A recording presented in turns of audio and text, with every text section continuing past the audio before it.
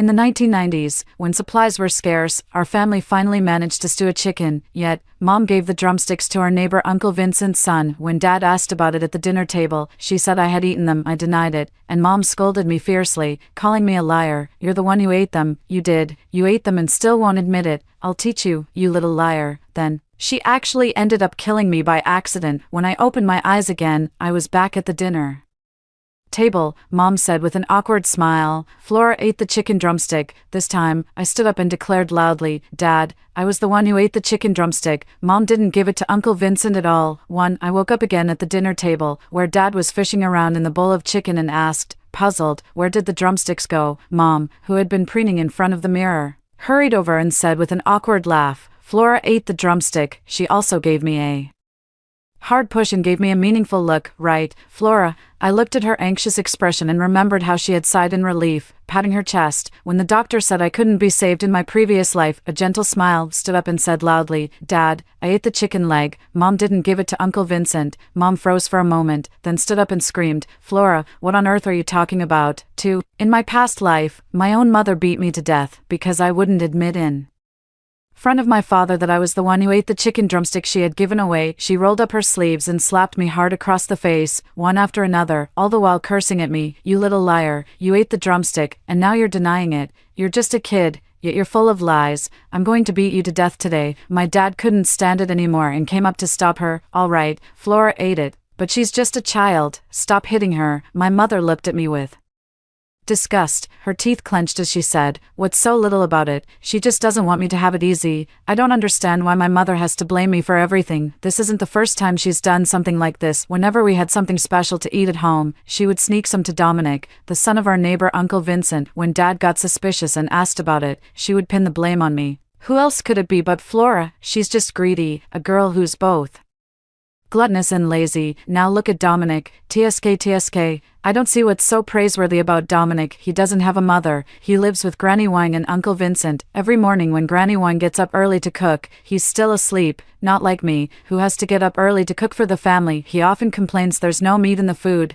then just flips the table over in a rage, yelling and screaming for Granny Wang to get out. But Mom just adores him. She even says that's what being manly is all about. All boys are like that, she says. Then she turns and looks at me with disdain. Boys grow tall and are the backbone of the family. What's the use of feeding a girl? She'll just be a thankless wretch raised for someone else's family in the future. Every time Dad hears such remarks, he gets angry with her. I didn't want my parents to argue, so I quietly covered up for Mom 3, but this time, it was a chicken drumstick. A chicken drumstick I only got to eat once a year. I was absolutely craving it, so when Mom said I was the one who ate it, I didn't cover for her like I used to. I just wanted to eat a chicken drumstick. Mom flew into a rage because of it. She slapped me over and over. Even when Dad tried to calm her down, she accused me of not wanting her to have any peace. A wave of resentment welled up inside me, and I blurted it all out. It wasn't me who ate it, it was Dominic. Mom gave it to. Before I could finish, Mom suddenly rushed over and shoved me hard. My head hit the table, and blood spilled all over the floor. Mom was terrified, but she quickly snapped back to reality. My father, who was desperately trying to pull me away to take me to the hospital, said she was afraid of being found out and sent to prison. If Flora wakes up and says I pushed her, I'll end up in jail. Arthur, I'm scared. My dad is an honest man, but he's no fool, he just hurriedly said. The child's life is what matters most, broke free from her grip, and ran to the hospital,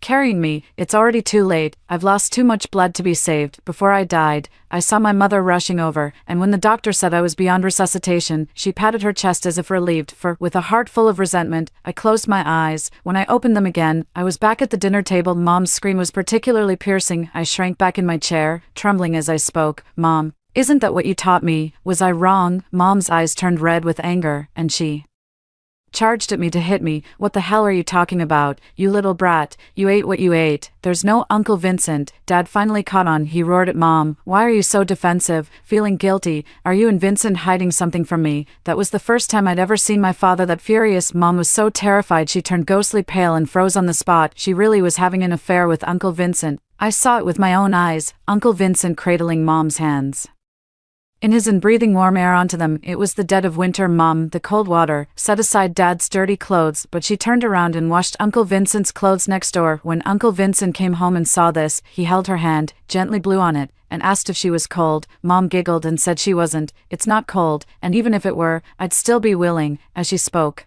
she noticed there was no one around. The two embraced affectionately, lost in their mutual affection.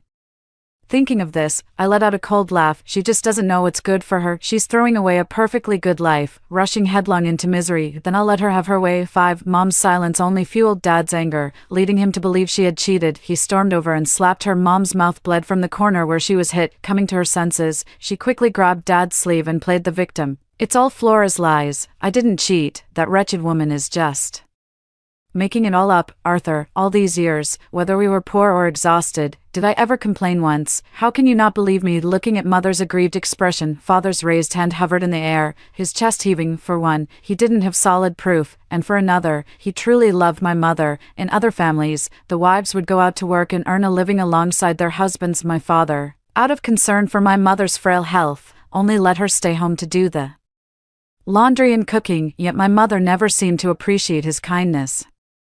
I remember that after I died, my consciousness hadn't yet faded away. I witnessed my mother, under Vincent's sweet talking, tearfully persuade my father to take the blame for her and go to prison. She, in turn, took the money my father had worked so hard for and happily married Vincent. A surge of hatred rose in my chest. I must gather enough evidence to make my father see the true nature of this woman. Meeting my mother's venomous gaze, I spoke up at the right moment. Dad, don't argue with Mom.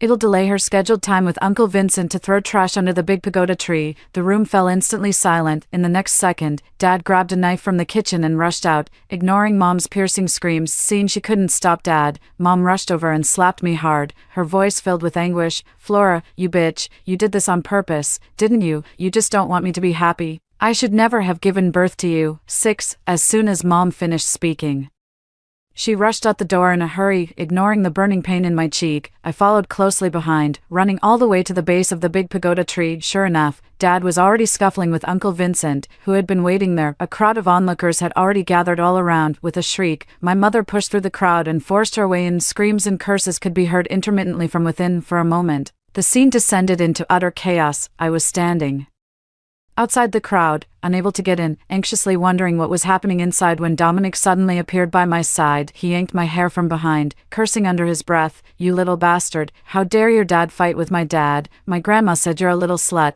and your dad is a dirty turtle, a green cuckold. My scalp hurt from the force of his pull. I remember in my past life, every time my mom brought him food, he would deliberately and smugly say loudly, Auntie, you're so good to me, just like my own mother. Some real daughters don't get to eat this, but I do. Thank you, Auntie. Then he'd glance sideways at my pained expression and chuckle gleefully. That despicable creature, he won't get away this time. So I endured the pain and pretended to be happy. This time, after the fight between our families, my mom won't be able to send food to your house anymore. From now on, my mom will only love me. Poor some people who don't have a mom. Dominic pulled even harder, waving his chubby paws and yelling, Nonsense, you're talking nonsense. Your mom doesn't love you. She called you a money-losing brat, a dirty bitch. I laughed even louder. You said it yourself. She's my mom, not yours. Back when our families got along, she'd give you treats. Now that we're fighting, of course she's only going to take my side. Hearing this, Dominic immediately grew frantic. He quickly let go of me and, hauling his hefty frame, pushed through the crowd, shouting, Dad, Dad.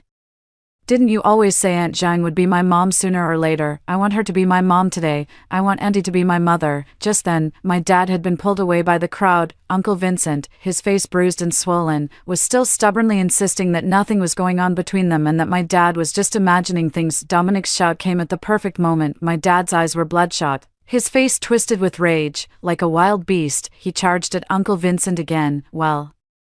Well, you two lovebirds. Having said that, he broke free from the crowd and gave Uncle Vincent a brutal beating. 7. This commotion made it common knowledge among the neighbors that my mother was having an affair with Uncle Vincent. In this era, reputation is everything, and everyone thought my mother would beg my father for forgiveness. Sobbing and pleading, she did indeed do that. However, during the struggle, she was kicked by my father and hit her head. When she woke up, she calmly announced in public that she wanted a divorce from my father and wanted to be with Uncle Vincent. My father was so furious that he couldn't speak. He shouted at her, asking if she had any sense of shame. Mother said arrogantly while folding clothes, Shame? What is shame? Let me tell you, I'm going to be the director's wife of the Provincial Education Bureau. I'm not like you, a lowly commoner. I've had enough of you, a laborer. You'll never get ahead in life. Marrying you is the worst luck of my life. I Should have remarried long ago in my previous life and enjoyed a couple more years of comfort. I instantly realized that mother had also been reborn. Father's eyes turned red with anger, and his face turned ashen. Just to make things worse, Dominic stood at the door sticking his tongue out at me, taunting me. You don't have a mom anymore. You don't have a mom anymore. Your mom is mine now. A green turtle, a little bastard.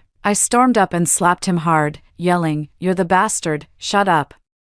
If it weren't for the difference in our strength, I would have slapped him a long time ago. With my father present, Dominic ultimately didn't dare to strike back. He just covered his face and glared at me with pure malice. It wasn't until my mother came out with her things that Dominic dared to step forward and tattle on me. My mother spat in my direction. Why bother with her? She's a doomed creature anyway. With that, she pulled Dominic away. In my past life, she had already broken my heart, so... These words meant nothing to me. It was hard on my dad, who sat slumped in his chair, his eyes vacant, unable to snap out of it for a long time. After my mom had walked far away, he finally couldn't hold back any longer and sobbed into the table. My heart ached so much that I stepped forward and held his hand. My father's hands were rough, callous from years of hard labor. His clothes were also covered in dust and were marks. My mother always looked down on him for doing manual labor and being dirty. I also admired Uncle Vincent for his work in teaching and nurturing students. He was always clean and well-dressed, but she forgot that Dad could have been a teacher too. It's just that teaching, while a noble profession, doesn't pay very well. Uncle Vincent's wife had to take a menial job at a factory because he didn't earn enough, and that's how she accidentally fell into a machine and died. Dad gave up his respectable job so Mom could stay safe at home, so I could eat a little better, and so our family could have an easier life. He didn't do anything wrong. Mom was the one at fault. I climbed onto the chair and held Dad tightly. Don't worry, Dad. She'll get what's coming to her in this life, and we'll have a happy ending. After that, my mom thought she had enjoyed a few good days several times. I saw her humming a tune with a blissful expression once. I happened to run into her while doing laundry at home. She never does the laundry for me or Dad, complaining that his clothes are too dirty and the work is too tiring.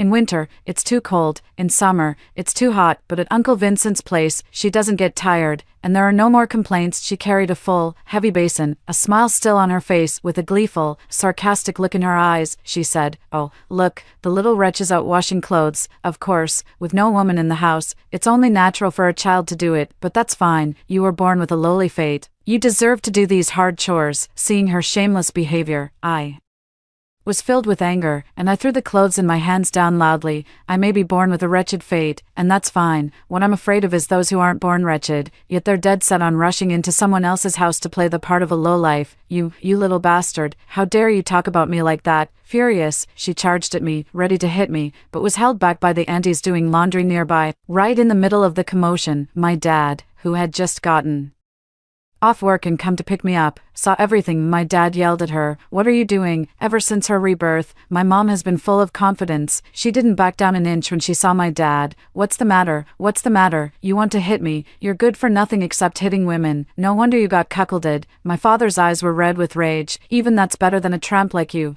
shameless thing. Throwing yourself at him. How dare you even speak? I tugged at my father's sleeve, not wanting him to argue with her. It was pointless and would only give people something to gossip about. My father let it go, picked me up, and got ready to head home. But my mom wasn't afraid of gossip. She rolled up her sleeves and declared loudly, Yes, I'm eager to let them sleep with me. I'm willing to work for their family. What's there to be embarrassed about? Who told them to be capable? And who told them to be better than you? Upon hearing this, the aunties and matrons present all gave her contemptuous looks. Clearly, they hadn't expected her to have such thick skin. My dad was so angry with her he was left speechless. An aunt who wasn't afraid of offending her spoke up, Vincent's wife, You'd better hold your tongue. When you were with Arthur, he knew how to cherish you and never made you work so hard. But ever since you came to Vincent's family, you've been so diligent. Don't be foolish about life, my mom said, rolling her eyes. What do you country folk know? Our Vincent is going to be a bureau chief one day. A little hardship now means a life of ease later. With a smug look on her face, she picked up the laundry and left. Only after she was gone did the neighbor lady speak up, Arthur, don't listen to her nonsense. She's all talk, that one. Truth is, she's not having an easy time of it. That's right. The Vincents are no walk in the park. All the dirty, hard chores that old Mrs. Wang used to do alone are now dumped on her. I even saw Her complaining to Vincent at the door the other day. Of course not. How can someone who engages in such behavior still be a leader? Don't listen to her nonsense. 9. Since then, my dad hasn't let me do any work. First, he was afraid I might get into trouble if I ran into my mom. Second, he said I'm getting older, so I should stay home and study more when I have time. Learning helps you understand the world and distinguish right from wrong, so I won't end up making foolish mistakes like my mom.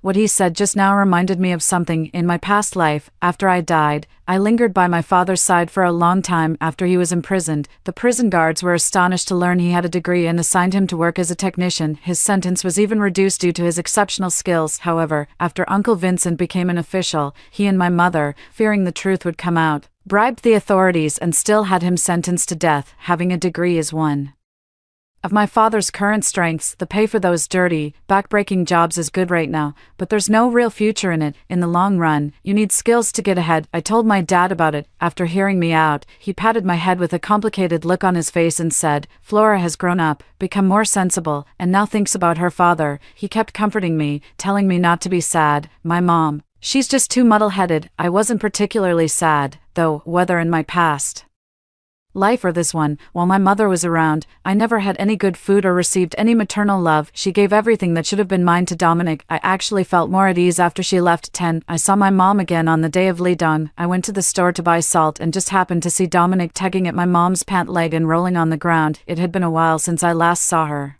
and I felt she had aged a lot. She wasn't as cocky as before. I looked down at the rolling Dominic with a pained expression. Your grandma only gave you so little money, not even enough to buy things, let alone candy. You're not a kid anymore. You need to be more sensible. This is the first time I've heard her discipline Dominic. She used to be extremely envious whenever she saw Dominic throwing a tantrum in front of Grandma Wang. Whenever Grandma Wang scolded Dominic, she would quickly step in to mediate. Boys will be boys. Being mischievous is what makes them manly. Then she willingly pay for his food and drinks. This made Dominic happily shout at her, Auntie, you're so nice. I wish you were my mom. Now that she's actually in a position to act like Dominic's mother, she turns around and tells him to grow up. Unfortunately, Dominic wasn't having any of it. He just stood right up and started cursing her out. You fucking bitch. Who the hell are you to lecture me? You're the one who wanted to be my stepmom. My grandma said you're nothing but a slut. You think you can control me? You can go fuck yourself. Dominic publicly exposed my mother's shameful secret, and she was so furious she grabbed a tree branch to hit her. Dominic immediately took off running behind her. Grandma,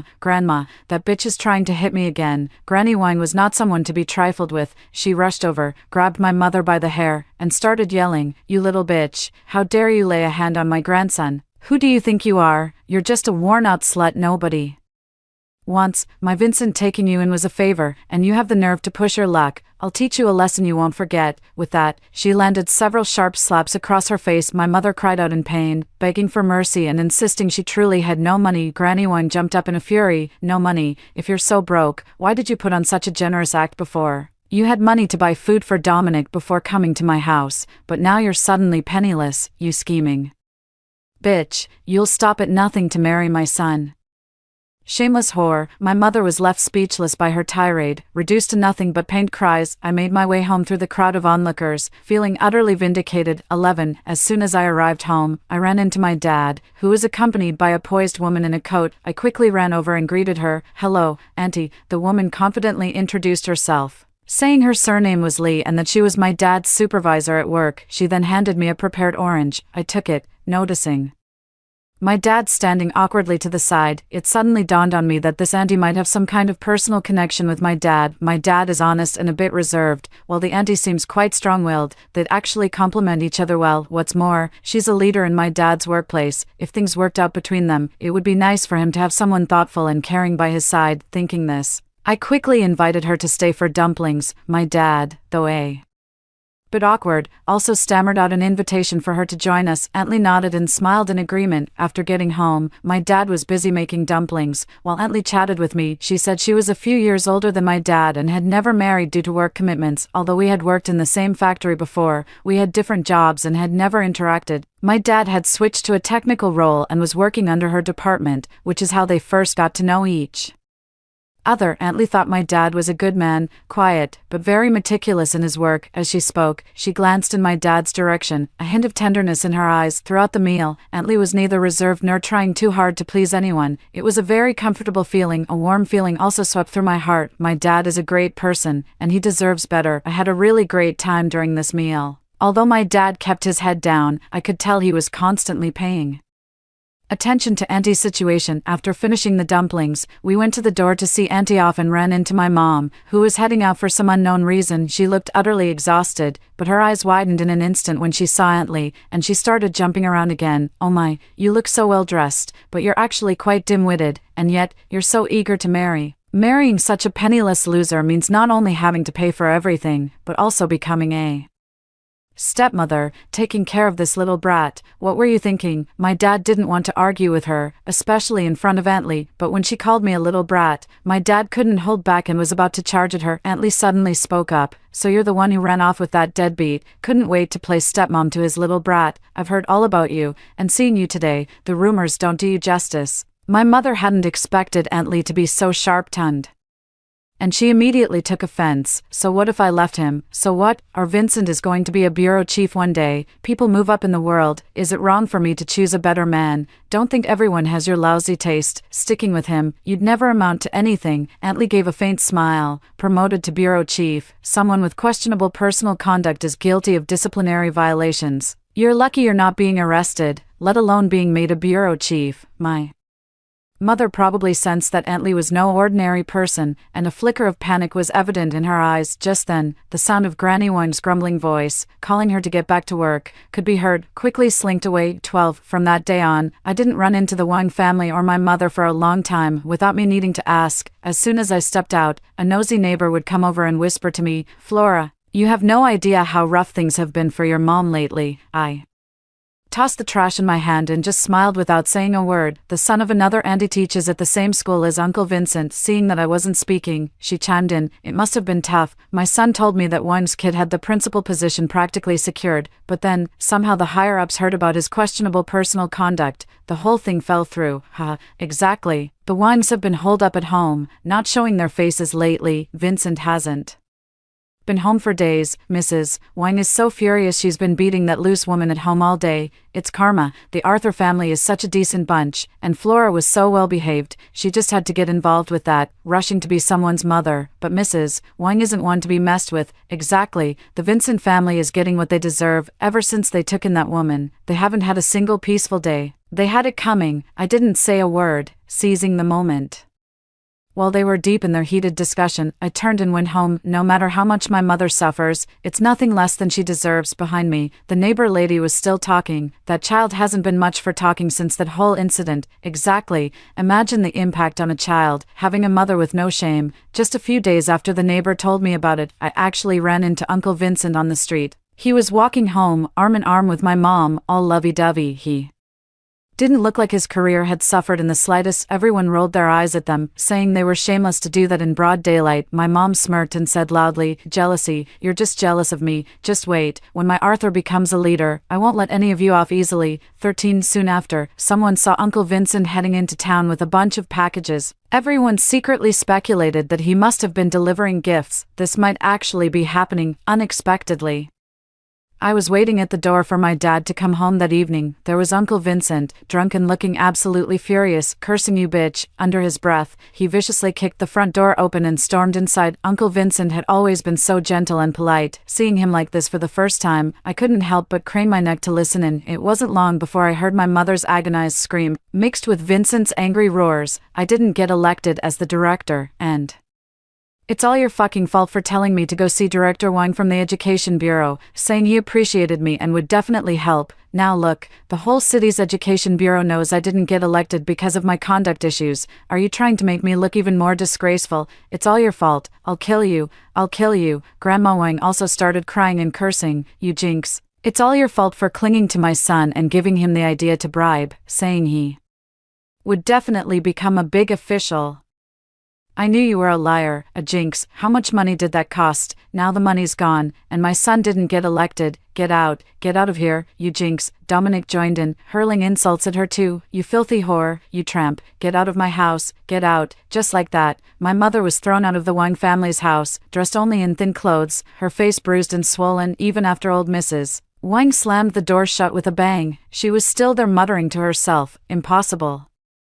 It can't be. Vincent was sure to be chosen as the director. I know that person. He really appreciates Vincent. How could this happen? Impossible. How could this happen? How could this happen? Frantically, she started banging on the door and shouting again, Vincent, Mom, you have to believe me. This is definitely going to work out. Vincent will definitely become a leader in the future. No matter how hard she banged on the door or how much she explained, no one paid any attention to her. I watched it all unfold from the shadows, my gaze cold and detached. She got too carried away with her success, forgetting just how crucial one's reputation truly is. The only reason Uncle Vincent rose to such a high position back then was because their affair was never exposed. She killed me, framed my father for the crime, and used the money you worked so hard to earn to pave the way for Uncle Vincent's career. This is how the happy days came about. Now her affair with Uncle Vincent has been exposed. And she's lost all her money. She flaunts it all day long, as if afraid no one knows, and Uncle Vincent still dreams of becoming a leader. In her dreams, 14, when Dad came home that evening, I excitedly described the whole thing to him. My father just gently patted my head. He said I'm too young to understand love and hate. He also said, although she wronged us, we won't go watch her spectacle. Her life has nothing to do with us anymore. We just need to live our own lives well. I can't tell my dad that I've lived 2 lifetimes, but I understand what he means. He doesn't want me to live with hatred in the future. After dinner, my dad told me solemnly that he got promoted today, and his boss promised to give him a raise next month. Tomorrow, he's taking me to buy pretty clothes and snacks. From now on, he can give me a better life. There were tears in the corners of his eyes as he said this. I understood that he had always felt guilty for making me suffer. I jumped off the stool and ran into his arms. Under the dim light, I gently wiped the tears from the corners of his eyes. 15 later, I saw my mother again at the Wangs. It is said that Vincent's uncle angered the school leaders by secretly going to the city to meet with higher-ups without the school's knowledge. The school dismissed him. With no income at home, Grandma Wang took her into work and support the entire family. After Vincent's uncle was removed, the son of the neighbor woman took his place. She was animated and expressive when she spoke outside. The Wang son is acting like he's out of his mind, voluntarily exposing his own scandals to the city. Oh, that's not what I said. It's what the principal of my son's school said. He's brought shame to the school. The school leaders directly expelled him. Now he's holed up at home, too embarrassed to show his face. I never expected the Wangs would arrange for my mother to work at Vincent's late ex-wife's factory. That's what my dad told me. He's genuinely let go of the fact that my mother betrayed him. He still gets a bit wistful when he brings it up. That place is dangerous. It's claimed more than one life. The Wang family is ruthless, but that was the choice she made. Yes, she made those choices herself. When she was with my dad, he was so worried about her safety that he never let her do any work. She didn't cherish it and pushed herself into the abyss with her own hands. 16 later, I started school and didn't see her for a long time. I saw her again on the day my Dad married Aunt Lee. By then, she had become terribly thin. I have no idea where she got the strength from. He actually climbed over the wall between our 2 houses and came straight into my home. He threw himself at my father's feet right in front of everyone, weeping and begging for his forgiveness. My father shielded Aunt Lee behind him and said with a frown, "You chose this path yourself. And now you have the nerve to stand there and look down on me, saying a laborer like me will never amount to anything. You must think marrying me was the worst luck in the world. Huh, what? Are you regretting it now that you didn't get to be the police chief's wife?" My mother, sobbing, rushed forward and grabbed at the hem of his trousers, her face streaked with tears and snot. "I regret it, Arthur, I truly do. I shouldn't have cheated. I shouldn't have thrown away a good life. I went with that bastard, and he's not human. He hit me. He wouldn't let me eat. I've changed. I really have changed. Please give me another chance." After my dad got together with Auntie Lee, he certainly found his tongue. He directly started mocking. "People strive for higher places. Water flows downhill. Why would I give up being the husband of a high-ranking leader to take you, a cast-off shoe? Marrying you is the worst luck I've had in 8 lifetimes.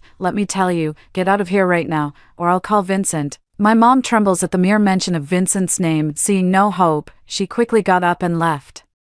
After she left, my dad put his arm around Aunt Lee's shoulder and laughed. "How about that? I did a good job. didn't I, Aunt Lee, usually so serious, blushed slightly and praised, "Your eloquence is really getting better and better." 16. After my dad married Aunt Lee, he took me to a big house in the city. Aunt Lee said the educational resources in the city are good. She wanted me to go to a better school. One day when I was on my way to school, Aunt Lee hurried over to pick me up. Her expression was unusually anxious. As I watched her face, I spoke softly. "Your mother has committed murder." With Aunt Lee's help, I managed to meet with the police officer handling the case. From the statements, I learned the full story of what happened. The news about my mother going to see him on my father's wedding day still found its way to Uncle Vincent, thanks to that busybody, but his body had long been ravaged by alcohol. A few hits wouldn't have hurt her that much, but Dominic has grown up spoiled rotten and lawless since childhood, and now he's gone down a bad path. All he does is drink and get into fights and cause trouble. When he found out about it, he beat my mother. He hit her even harder than Uncle Vincent did. He almost beat her to death. In the time that followed, my mother lived a life of utter torment under Dominic's thumb. Every time she tried to run, she was caught and dragged back. Finally,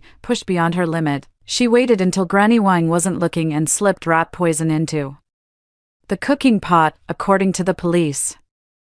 After the Wang family was incapacitated, she then proceeded to stab each of them over a dozen more times. The scene was extremely brutal. Even seasoned detectives with over a decade of experience couldn't bear to look. She killed someone but didn't flee. Instead, she voluntarily reported herself to the police. She knew she was going to die for sure, and her only request was to see me one last time. 17. On the day I went to see her, my father was worried and wanted to come in with me. Auntie Lee stopped him, giving me a nod. She believed I could handle it. When I saw my mother, I almost didn't recognize her. She was skin and bones, but her eyes were sharp. The moment she saw me, she couldn't wait to ask me, "Have you also been reborn?" I didn't hesitate either, just nodded directly. She laughed, and it grew increasingly louder. "No wonder, no wonder. It was you who exposed our affair. And it was you who sabotaged Vincent's attempt to bribe the Education Bureau, wasn't it?" I still nodded. The leader at the Education Bureau did initially appreciate Uncle Vincent's talent. If Aunt Lee's parents weren't such big shots in the city, if I hadn't asked Auntie Lee to write that letter to the Education Bureau about my mom and Uncle Vincent, then the Bureau's leadership might have genuinely considered the carefully chosen gifts my mom prepared, knowing his tastes from a past life, and his own admiration for Uncle Vincent, and helped Uncle Vincent get promoted to the director position, and there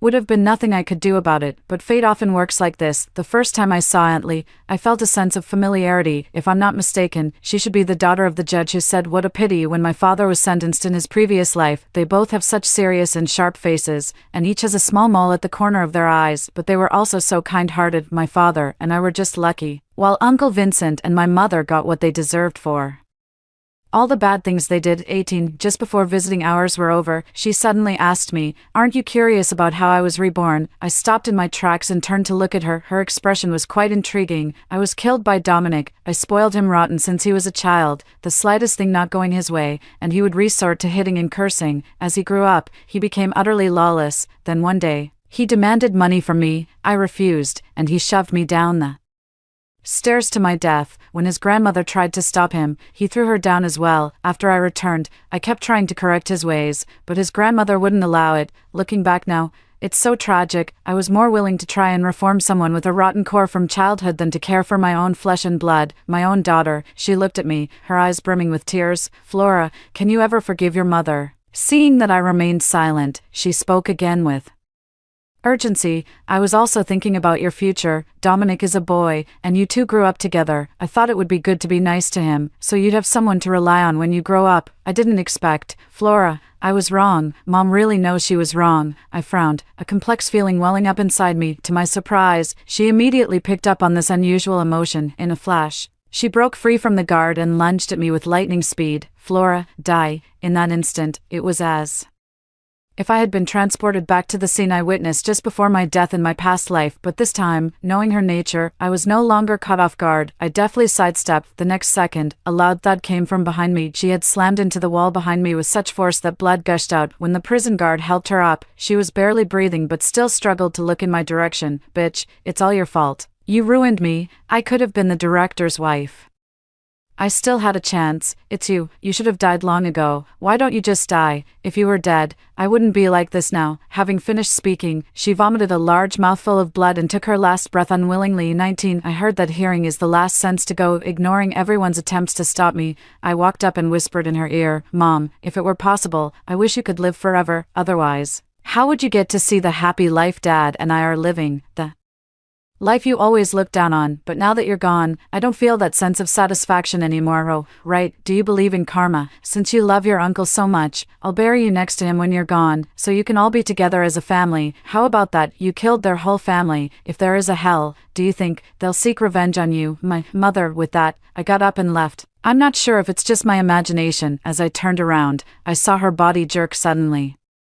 Maybe she heard those words, but none of this concerns me anymore. She lived 2 lives, and met a bitter end in both. She blamed heaven and earth, blamed Dominic, blamed me, yet she never once looked inward. A life of wicked deeds always meets its reckoning. This was her retribution, and the true tragedy of her existence. She's not worth forgiving, nor is she worth holding a grudge against. From now on, I will live my own life well. End story 2. I'm sorry, sis. The fake errors pushed me off the rooftop with a smile. When I opened my eyes again, I had been reborn as an infant, witnessing the nurse swap the 2 of us with my own eyes, and my biological mother was watching it all, fully conscious, so she was reborn too. The tragedy of our past life. It was all her design. This time, I'll make them watch. How a weed trampled into the mud can tear up the entire garden by its roots. Excruciating pain. This is my final sensation. As my body hit the ground, I heard the sickening crunch of bones breaking. Then I saw Chloe's contorted face peering down from the rooftop edge, a triumphant smirk twisting her lips. Sorry, sis. Her voice was sickly sweet, but Mom said, a family only needs 1 daughter. Darkness swallowed me whole. I thought this was the end. A blinding light suddenly hit my eyes. Instinctively,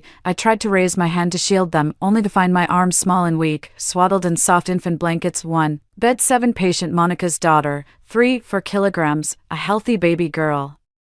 The nurse's voice announced overhead, and I was back at the very moment of my birth. Before I could even process the shock, the nurse was already carrying me out of the delivery room. Through a gap in the swaddling clothes, I saw a face that was both familiar and strange. Monica, my birth mother. In my previous life, I didn't discover I was a switched-up birth child until I turned 18, but when I found my biological parents with hopeful anticipation, all I encountered was Chloe's hostility and Monica's cold indifference. In the end, Chloe pushed me off the Shin Corporation building, cutting my brief life short. At this moment, Monica lay on the delivery bed, her face pale but her expression clear and composed. Her gaze closely followed me in the nurse's arms, her eyes holding a complexity that was hard to decipher. Wait, she suddenly spoke up, her voice weak yet resolute. The nurse stopped in her tracks. Is there anything you need, ma'am? Monica's gaze drifted past me to the other bassinet in the corner of the delivery room. That baby belongs to bed 8, doesn't it? May I see her? Bed 8. That had to be Chloe. The nurse hesitated. It's against protocol. Yet,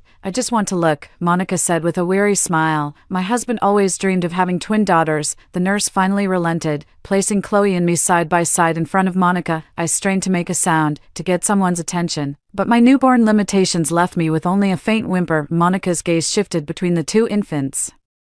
Before settling on Chloe, I saw a flicker of tenderness in her eyes that I recognized, the same look she'd reserved for Chloe in our past life. I actually got reborn. They look so alike, Monica whispered softly, her fingers gently tracing Chloe's tiny face. Just then, a commotion erupted outside the delivery room, with family members shouting for a nurse. The nurse holding me hurriedly placed us back in the bassinet. Ma'am, I'll be right back. After the nurse left, Monica suddenly sat up, moving with an agility that defied her recent childbirth, her eyes fixed on Chloe and me, glinting with an unsettling light. I can't believe I actually got a second chance at life. Her voice was barely a whisper, yet it hit me like a thunderclap. This time, I will protect Chloe no matter what. Monica has been reborn too. She reached out to adjust the wristbands on me and Chloe. Her movements so practiced it was as if she'd done it 1,000 times before. Then, she pressed the call button, lay back down, and slipped back into the role of the frail new mother. The nurse hurried back in. Ma'am, I'm feeling a bit lightheaded, Monica said, her voice barely a whisper. Could you please call the doctor for me? Also, my husband will be here any minute. Please let him know our daughter is perfectly healthy. The nurse nodded and left, completely unaware that the wristband had been swapped. I watched helplessly as fate spiraled toward the abyss. Once more Monica deliberately switched me with Chloe too. Even with a second chance at life, she still chose Chloe. Moments later, a nurse carried Chloe over to Monica. Ma'am, this is your daughter. Meanwhile, another nurse picked me up and brought me to the woman in bed 8, an ordinary-looking woman with a weary face. Congratulations, ma'am, you have a healthy baby girl. As the delivery room door closed before my eyes, the last thing I saw was Monica's contented smile as she held Chloe. My birth mother abandoned me all over again. I grew up in That impoverished and hopeless environment in my previous life. At 10 years old, I huddled inside a cramped wardrobe, greedily reading old magazines salvaged from the trash by the sliver of light seeping through the door crack. My adoptive father was on another drunken rampage in the living room, the shattering of glass bottles against the wall and my adoptive mother Mabel's screams intertwined, forming the most familiar soundtrack of my childhood. Worthless girl, can't even bear a son. My heart sank like a stone. Gordon's roar made the wardrobe door tremble slightly. Instinctively, I hugged my knees tighter, trying to make myself as small as possible. The pain of being pushed down the stairs in my past life still haunts my nightmares, but compared to my current existence, that momentary agony feels more like a release. Outside the wardrobe, after the sounds of a struggle, Mabel began to weep, calling me a disappointment of a daughter who got her scolded by her husband. My fingers unconsciously tightened around the edge of the magazine. They didn't know I was intentionally switched at birth, let alone that my biological mother, Monica, stood by and watched it all happen. The commotion in the living room gradually died down, probably because Gordon had passed out drunk on the floor. I carefully climbed out of the wardrobe, tiptoed through the cluttered living room, and slipped into the cramped balcony. Under the moonlight, I opened the magazine to the article about the Shin group. In the photo, Monica, dressed in a white suit, gracefully held her husband Patrick's arm, with the exquisitely beautiful Chloe standing beside them. The headline read, "At the Shin Group Charity Gala, Miss Chloe's piano solo stunned the entire audience." My fingertips gently traced Monica's face in the photograph. In my past life, I naively believed that finding my birth mother would grant me the maternal love I so desperately craved. It wasn't until the moment I fell from the Shin Corporation building that I understood. Blood ties cannot buy love. Looking at your precious magazine again. Mabel's voice suddenly came from behind me. I quickly stuffed the magazine under my clothes, but it was too late. She grabbed my hair, her breath reeking of alcohol as she leaned in close. "You little brat, always daydreaming." With her other hand, she roughly pulled out the magazine. "What is this? Huh? Stealing money again to buy this useless junk?" "I didn't steal any money. I found it at the dump." I struggled to explain, my scalp burning with a tearing pain. "How dare you talk back?" Mabel raised her hand, and I instinctively shut my eyes, but the expected slap never came. I opened my eyes to see Gordon swaying in the doorway. "That's enough. We still need her to cook tomorrow. Who's gonna serve me if you break her?" Mabel reluctantly let go, but not before delivering a sharp kick to my stomach. "No breakfast for you tomorrow morning." I curled up on the balcony, waiting until their snores filled the air before daring to gently massage my aching abdomen. Under the moonlight, I opened the torn magazine and carefully pieced Monica's photograph back together. "Why?" I silently asked the elegant woman in the photograph. "If I've been given a second chance at life, why are you treating me this way again?" No one answered. Only the bright lights of the upscale residential area in the distance remained, like another world mocking my naivety. Early the next morning, I got out of bed, prepared breakfast while enduring my hunger, and then quietly left the house with my worn-out backpack. My blood ran cold. School was my only refuge, even though the classmates there often picked on me for being poor. "Look, it's Trash Girl." A group of boys surrounded me as soon as I entered the school gate. "What treasures did you pick up today?" I lowered my head and quickened my pace, but the ringleader grabbed my backpack. "Everyone look, Trash Girl's backpack is stitched from rags." Amid the roaring laughter, my backpack strap snapped, sending my books scattering across the ground. As I knelt gathering my things, I suddenly heard the sharp crack of a slap. "You've gone too far." I looked up and saw a girl in an elegant school uniform standing in front of me, her high ponytail making her look like an angry little peacock. "Stella, what's it to you?" The boy covered his cheek, but his tone had noticeably softened. "If you bully anyone again, I'll report you to the principal." The girl named Stella bent down to help me pick up my books, then took my hand. "Let's go." Her palm was warm and dry, the first kindness I'd felt in 10 years. "Thank you," I murmured as we reached the corner of the academic building, reaching for the books, but Stella didn't let go. "Your hand is bleeding," she said, pulling out a handkerchief embroidered with tiny flowers and gently wrapping it around the scrape on my palm. "I'm Stella, from Class 3, Grade 5, and you, Selena, Class 1, Grade 5, I replied instinctively, using the polite manner I'd picked up from magazines. Stella's eyes lit up. "You have such a lovely voice, just like a news anchor on TV." She hesitated for a moment. Would you like to be my friend?" Friends, that word feels like a luxury to me. In my past life, I never had a true friend, not even until the moment I died. I'm poor," I said honestly. "I probably don't deserve to be your friend." Stella chuckled. "My dad always says real friends don't care about things like that." She lowered her voice.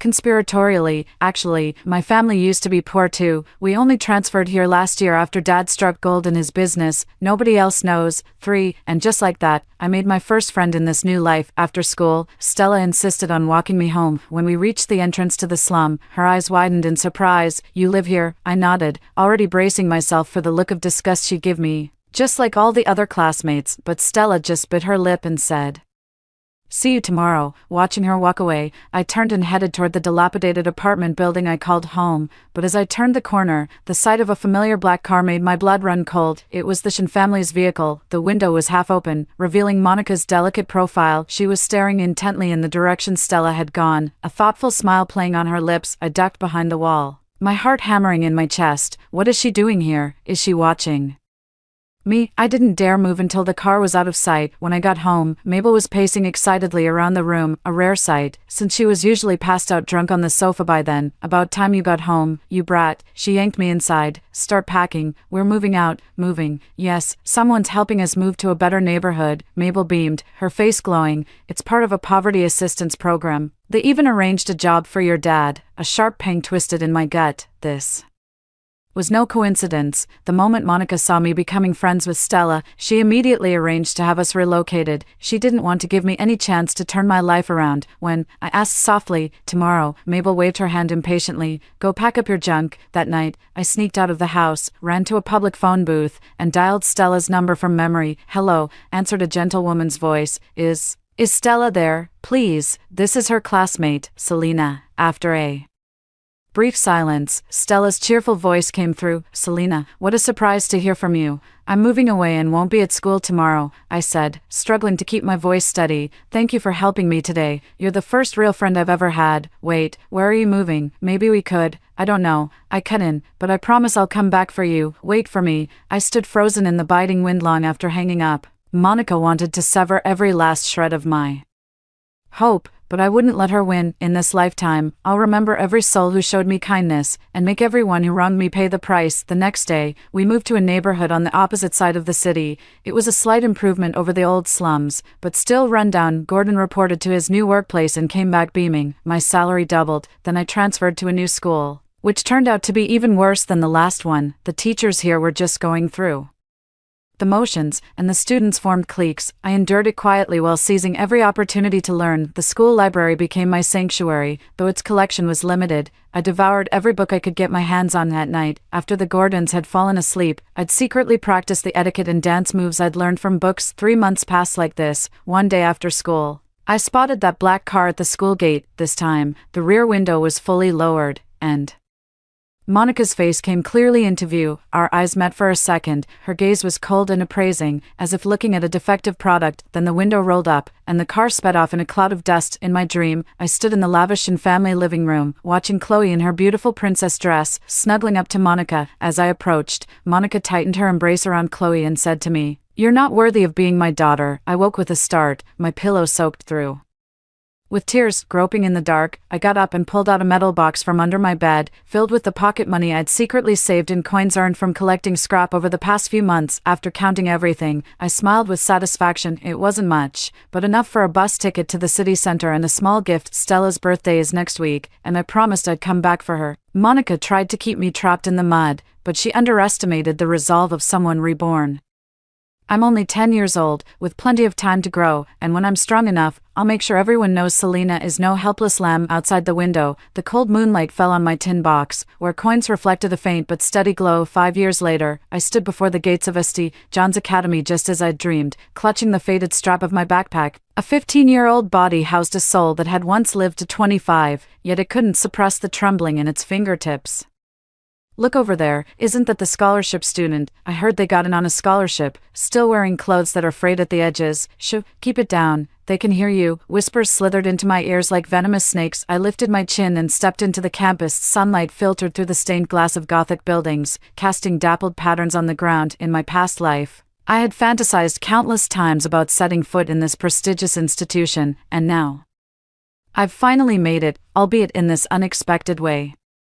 New student, a sickly sweet voice came from behind me. The moment I turned around, my blood ran cold. Chloe, she wore a tailored school uniform, her pleated skirt revealing long, slender legs, chestnut curls cascaded over her shoulders, and an angelic smile graced her face. The very person who pushed me down the stairs in my past life now stood before me, pretending we were strangers. I'm Chloe from the Student Union Welcoming Committee. She extended her hand with neatly manicured nails painted pale pink. You must be Selena. The principal specifically asked us to make you feel welcome. I stared at her hand for 2 seconds before giving it a brief, light touch. Thank you. Your dorm is in Building B. Let me show you the way. As she turned, the tips of her hair brushed against my face, carrying a faint, sweet scent. By the way, do you want to apply for a subsidy to get a new school uniform? No need, I replied calmly. The school rules only require wearing the standard style.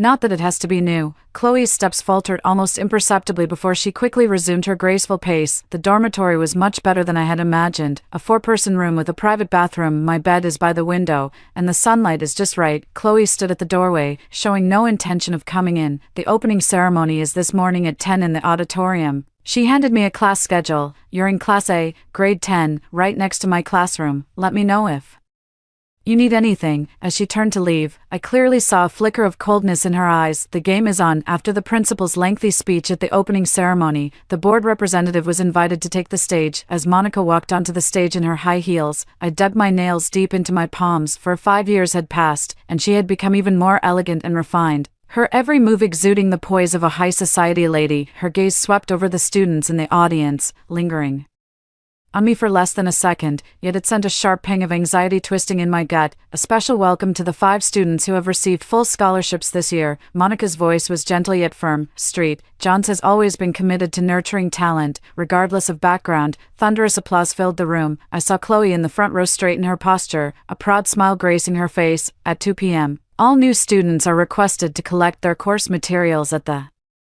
laboratory building. Monica concluded. 3 outstanding students among them will receive overseas exchange opportunities, specially sponsored by the Shin Group. After the meeting, Chloe immediately stopped me. Selena, the laboratory building is on the east side of campus and a bit tricky to find. I'll wait for you by the fountain at 2 and take you there. I nodded, looking at her insincere smile. My memories from a past life told me the laboratory building was clearly on the west side. At 1:55 p.m., I stood in front of the laboratory building in the West Campus, spotted Chloe waiting by the distant fountain, and walked straight in. By 2:10 p.m., when I came out after collecting my materials, Chloe came rushing over, completely out of breath. Why did you go in by yourself? Her face was flushed from running. I've been waiting for you for half an hour. Really? I feigned surprise. But the map on the bulletin board showed the lab building was in the West Zone. Chloe's expression twisted for a moment before quickly smoothing over. The student union must have put up the wrong notice. My apologies. No worries, I said with a smile. I wasn't late anyway. Round 1 goes to me. The days that followed felt like a tango with undercurrents swirling beneath the surface. Chloe's mischief knew no bounds. My locker suddenly wouldn't open. My homework notebook mysteriously vanished. And during PE class, the laces on my sneakers were cut, but each time, I managed to turn peril into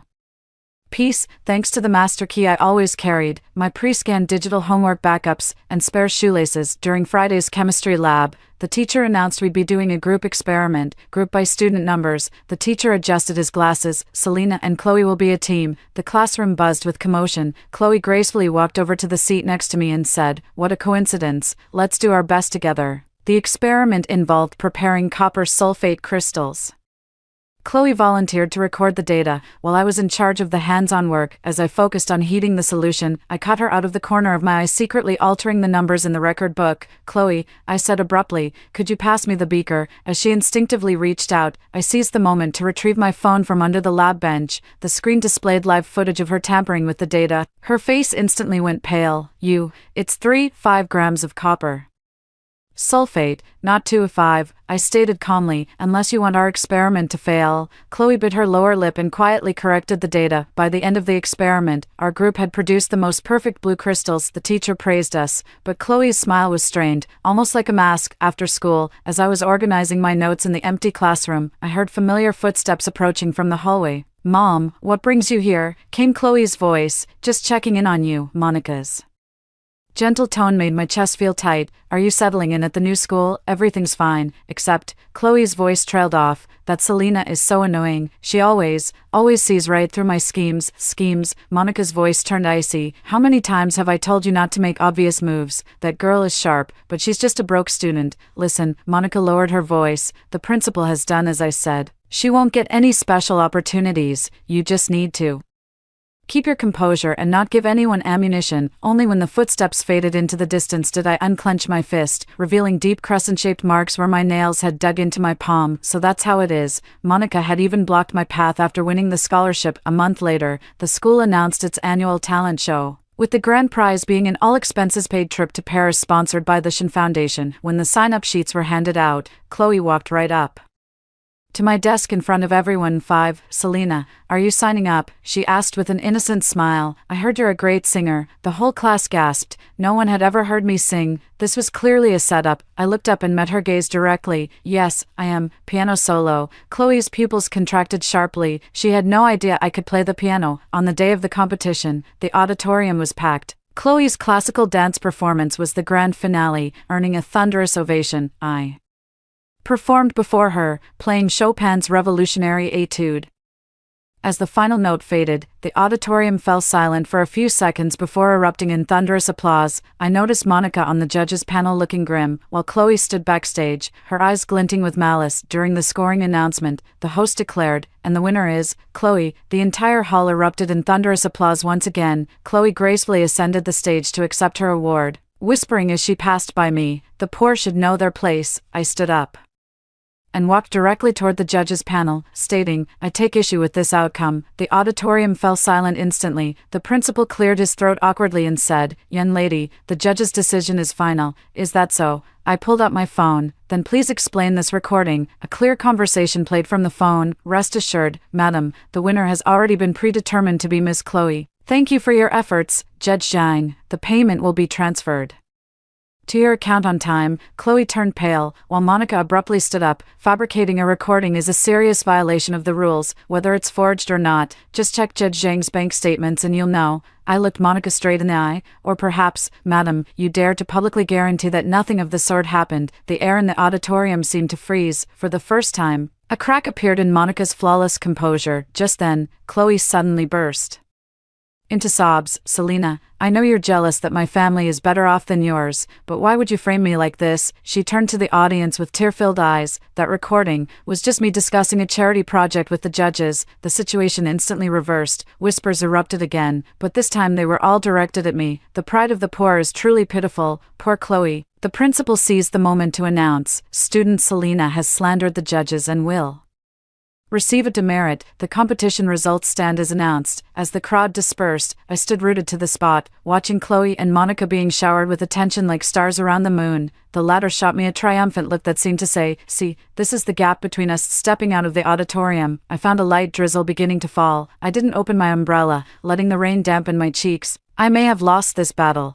but the war has only just begun. Chloe, Monica, did you really think this would be enough to break me? In my past life, I clawed my way from the slums to the Shin family's doorstep. In this life, I'll make you watch as I take everything you hold dear. Piece by piece, the rain poured down harder, yet a cold smirk tugged at the corner of my lips. After all, the most entertaining part of this game has only just begun. A week after the campus incident, I slipped into the city library under the pretense of attending a tutoring session. The third floor housed bound newspaper volumes from the past 30 years. "Need any help?" The librarian was a kindly elderly woman. "I'd like to look at local newspapers from 20 years ago, especially any coverage about the Shin Group." The elderly woman led me to a dust-covered shelf. "It's all here, dear." I quickly found what I was looking for, the article about Monica's wedding. In the photo, she looked young and beautiful, her arm linked with a handsome man's. My fingers trembled slightly at this man. My biological father Patrick was already gravely ill and on the verge of death when I met him in my previous life. He passed away 3 months later, but what caught my attention was another woman in the corner of the photo. She stood in the shadows, almost cropped out of the frame, yet I recognized those eyes. They were exactly like mine. "Who is this person, please?" I asked the administrator, pointing at the blurry figure. The elderly woman put on her reading glasses and peered closer. "Oh, That's Wendy, Monica's close friend, I heard later. Well, it's all just old scandals now. My heart raced. Could you tell me more details? I don't know the specifics myself. I just remember Wendy suddenly moved abroad later. Some said it was because of Patrick. The old woman abruptly stopped herself. Children shouldn't pry into such matters. As I left the library, my mind was racing. Wendy, Chloe. This is no coincidence. That night, I devised a risky plan to infiltrate the Shin family villa. Over the weekend, I tailed Chloe on her shopping trip and slipped a pre-prepared tracking device into her shopping bag while she was trying on clothes at a luxury boutique at 8 p.m. My phone's map showed she had returned to the Shin family villa. I changed into black athletic wear, pulled on a baseball cap, and rode my second-hand bicycle to the affluent neighborhood where the Shin family lived. There was a blind spot in the surveillance cameras along the rear wall of the villa, something I'd noted.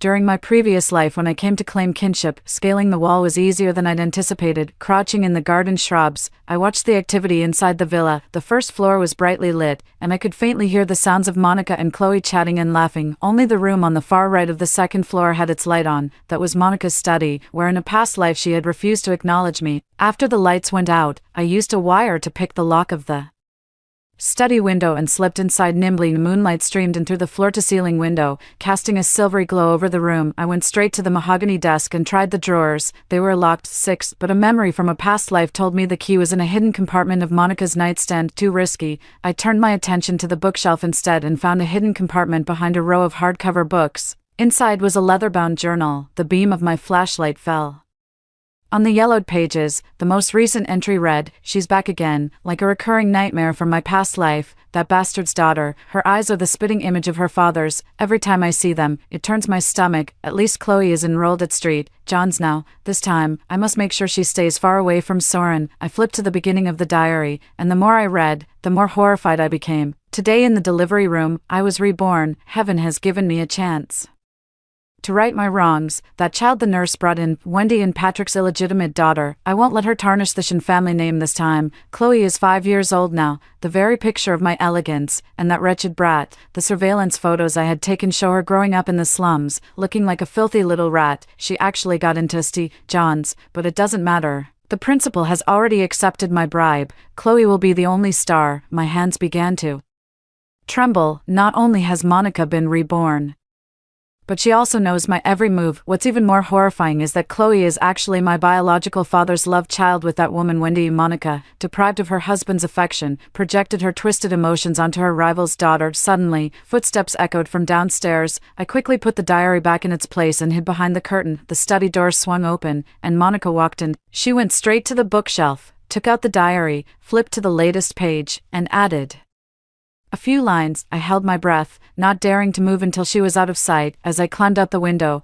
I accidentally knocked over a flower pot. "Who's there?" The beam from the security guard's flashlight swept toward me. I quickly scaled the wall to escape, but the barbed wire tore a deep gash in my right leg. I tended to my wounds through the pain after getting home, the diary's contents flooding my mind. Monica, you'd rather raise your rival's daughter and torment your own flesh and blood just to get back at your unfaithful husband. Fine, this time around, I'll make sure you reap what you've sown. That night, I had a dream. My leg injury forced me to take 3 days off. On the day I returned to school, our homeroom teacher announced we had a new student. "This is Soren, who just transferred here from the capital." Hearing that name, my pen clattered to the floor. The boyfriend from my past life, the one who ultimately chose to believe Chloe, had appeared 3 years early. Soren stood at the podium, the sunlight casting a golden glow around his tall, straight figure. He gave a brief self-introduction, his gaze sweeping across the classroom and pausing slightly when it landed on me. "Gee, you can sit," the homeroom teacher said while scanning the classroom. "Teacher, there's an empty seat here." Chloe's sweet voice chimed in. There was indeed a vacant spot beside her. Soren nodded politely and walked toward that seat. As he passed by, a familiar scent of sandalwood drifted through the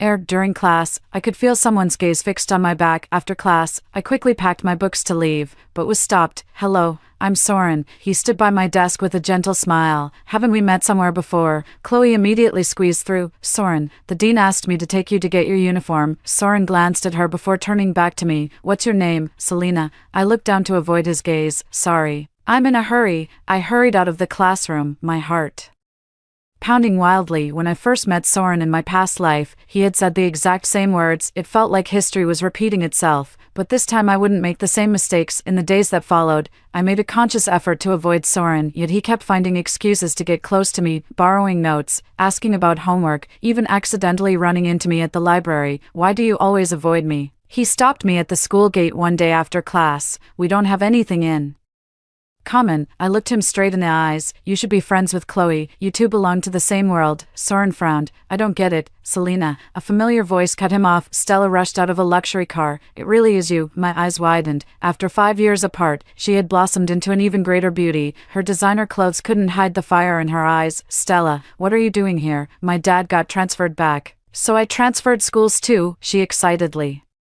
grabbed my hand, then looked warily at Soren. And who's this? Soren. His gaze shifted between me and Stella. You two know each other. We're best friends. Stella linked her arm through mine. Selena, I've been looking for you forever. A wave of warmth washed over me as I saw Stella's genuine smile. In my past life, I died alone, but at least in this one, I still have her. Stella, Chloe's voice came from behind, filled with clear shock. You two know each other. Stella nodded coolly.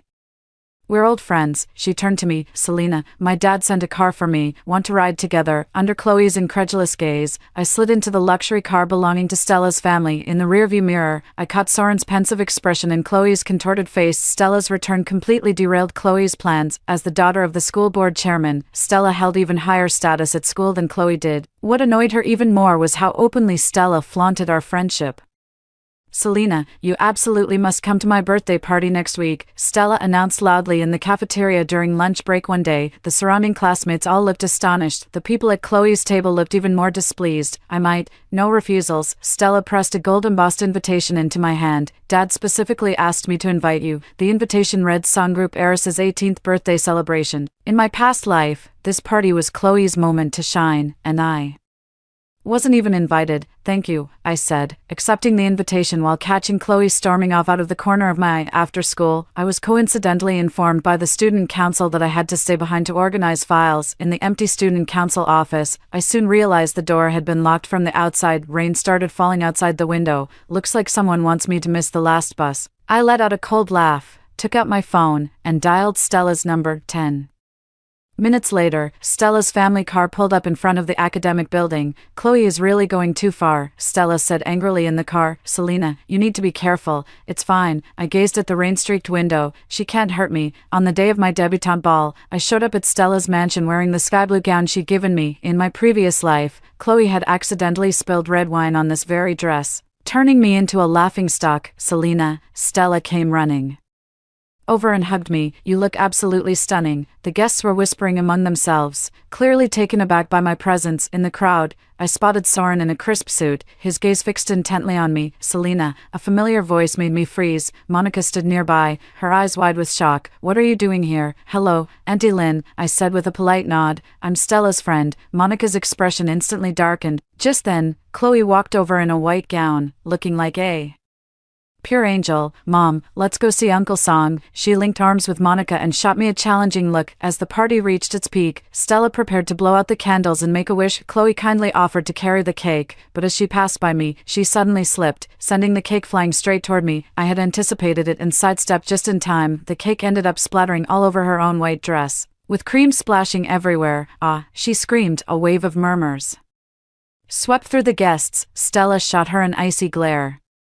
Watch your step, Chloe. 7 Monica rushed over and shielded Chloe. It was an accident, really, I said softly. Then how do you explain this? I pulled out my phone from the clutch and played a video. Chloe was practicing her slip and fall routine in the student council storage room, muttering to herself, this time I'll make sure that bitch makes a complete fool of herself. I snuck into the school last night to film this. In my past life, she used this exact trick to ruin my gown. Now I'm giving her a taste of her own medicine. Monica turned pale with rage. Fabricating video evidence is illegal, whether it's fabricated or not. A technical expert can easily verify that, I replied calmly. An awkward silence fell over the room. Just then, Soren suddenly approached me and said, I can vouch for the video's authenticity. I happened to see Shin retrieving his forgotten book from the student union last night. He was lying, but why would he help me? The party ended on a sour note, as she Was leaving, Monica whispered in my ear. You think you've won? The game has only just begun. The day my college acceptance letter arrived, I officially moved out. With my full scholarship and savings from part-time jobs, I rented a small apartment near campus. Selena, are you sure you don't want to room with me? Stella asked with disappointment. I need my independence, I said with a laugh, hugging her. But we'll see each other all the time. I chose the business school, while Chloe coincidentally ended up at the same university, majoring in art. Soren went off to a prestigious university abroad. Before leaving, he came to me and said, "Wait for me to come back." I didn't respond. In this lifetime, love isn't part of my plans. College life was busy and fulfilling. Drawing on memories from my past life, I began developing a unique perfume. The Shin Group from my previous life started with the perfume business, and I have those formulas memorized by heart. This is called Nirvana. I showed Stella the sample in our dorm. Top notes of bergamot and blackcurrant, middle notes of rose and jasmine, with base notes of sandalwood and amber. Stella gave it a test spray, her eyes widening in surprise. This is incredible. It feels like being reborn. That's exactly the symbolism, I said with a smile. During my sophomore year, I officially registered the company and launched the Nirvana perfume collection, thanks to the unique formula and promotions through Stella's social circle. The product quickly gained popularity. Selena, look at this. Stella burst into my studio one day, waving a fashion magazine. Best new fragrance of the year, Nirvana. I took the magazine and saw my brand prominently featured at the top of the list. Just then, my phone rang. It was an unknown number. Miss Selena, we're from Business Weekly, and we'd like to interview you about. After hanging up, I let out a long sigh of relief. The first step was a success, but the good times didn't last. A month later, a perfume called Rebirth suddenly appeared on the market. Its formula was strikingly similar to Nirvana, yet it was priced at half the cost. It's a new product launched by the Sue Group, Stella said angrily. Chloe must have stolen your formula. I calmly examined the sample. It's not exactly the same. They adjusted the ratios of 2 ingredients, but the core formula is indeed that of Nirvana. Let's sue them. No rush, I smiled. I patented it long ago, and I left a little surprise in the formula. 2 weeks later, news broke that the Rebirth perfume caused allergic reactions in multiple users due to its ingredients. The Sue Corporation now faces a class action lawsuit, while my patent attorney promptly sent out a legal notice. Selena, Chloe cornered me in the hallway after class one day, her eyes blazing with fury. You set me up. Set you up. I raised an eyebrow. You're the one who stole the formula. I was merely protecting my intellectual property. Do you really think you've won? She whispered, her voice dropping low. Don't forget, my mother knows everything about you. Oh, I chuckled softly. Then why don't you go ask her what really happened in the delivery room the year you were born? Chloe's face instantly turned deathly pale. She clearly had no idea about the baby swap. Chloe's retaliation was swift and brutal. A week later, I was involved in a freak car accident. The hit-and-run driver fled the scene, leaving me hospitalized with multiple fractures and internal bleeding. The prognosis isn't good. In my groggy state, I heard the doctor say this. For 3 days and 3 nights, I hovered between life and death. No one came to visit me, except Stella. In the early hours of the 4th day, I was finally out of danger, only to hear the sound of a familiar argument outside the hospital room. Mom, why save her? Wouldn't it be better if she just died? It was Chloe's voice. Shut up. Monica's voice was unusually sharp. If she dies now, how will the media report it? Mysterious death of the Shin Group founder's biological daughter will be suspected. No buts. I've already contacted the best doctors. She has to live, at least, until we gain control of her company. As the footsteps faded away, I struggled to open my eyes and saw Soren sitting by the hospital bed, with heavy dark circles under his eyes. What are you doing here? My voice came out hoarse and raspy. Stella told me. He took my hand. I flew back overnight from abroad. It's not worth it. It is. His gaze was steady. Selena, I've only ever loved you across 2 lifetimes. I stared at him in disbelief. What did you say? I've been reborn too, he said with a bitter smile. In my past life, I made a terrible mistake by believing Chloe's lies. This time, I swear I'll protect you. The information was too overwhelming to process. Soren was also a reborn soul. No wonder he showed up early. No wonder he always helped me. I don't need protection, I finally said, pulling my hand back. Love is a luxury to me, not a necessity. A flicker of pain crossed Soren's eyes, but his gaze quickly steadied with resolve. I understand. I'll wait for you, no matter how long it takes. After being discharged from the hospital, I pretended to have amnesia, claiming I had no memory of the car accident.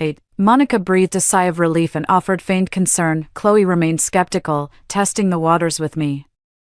From time to time, I quietly accelerated the final steps of my revenge plan. At the 3rd anniversary celebration of Nirvana perfume, I invited celebrities and media from all walks of life. Monica and Chloe were also on the guest list. I made sure Stella personally delivered their invitations to ensure they couldn't refuse. The venue was exquisitely decorated. The brand's development journey was playing on the big screen. I was delivering a speech on stage when Monica and her mother arrived in their finest attire. Today, along with celebrating the success of Nirvana, I have an important announcement to make. I glanced at Monica in the audience, and a sudden sense of foreboding came over her. The screen switched to surveillance footage from 20 years ago, a hospital delivery room where Monica watched, fully conscious, as a nurse swapped the wristbands of 2 newborns. The room erupted in an uproar. Monica shot to her feet. "This is fabricated." The screen then cut to evidence of Chloe's repeated attempts to frame me, footage of her tampering with equipment in the school lab, audio recordings of her financial transactions with the surveillance video of her stealing the perfume formula,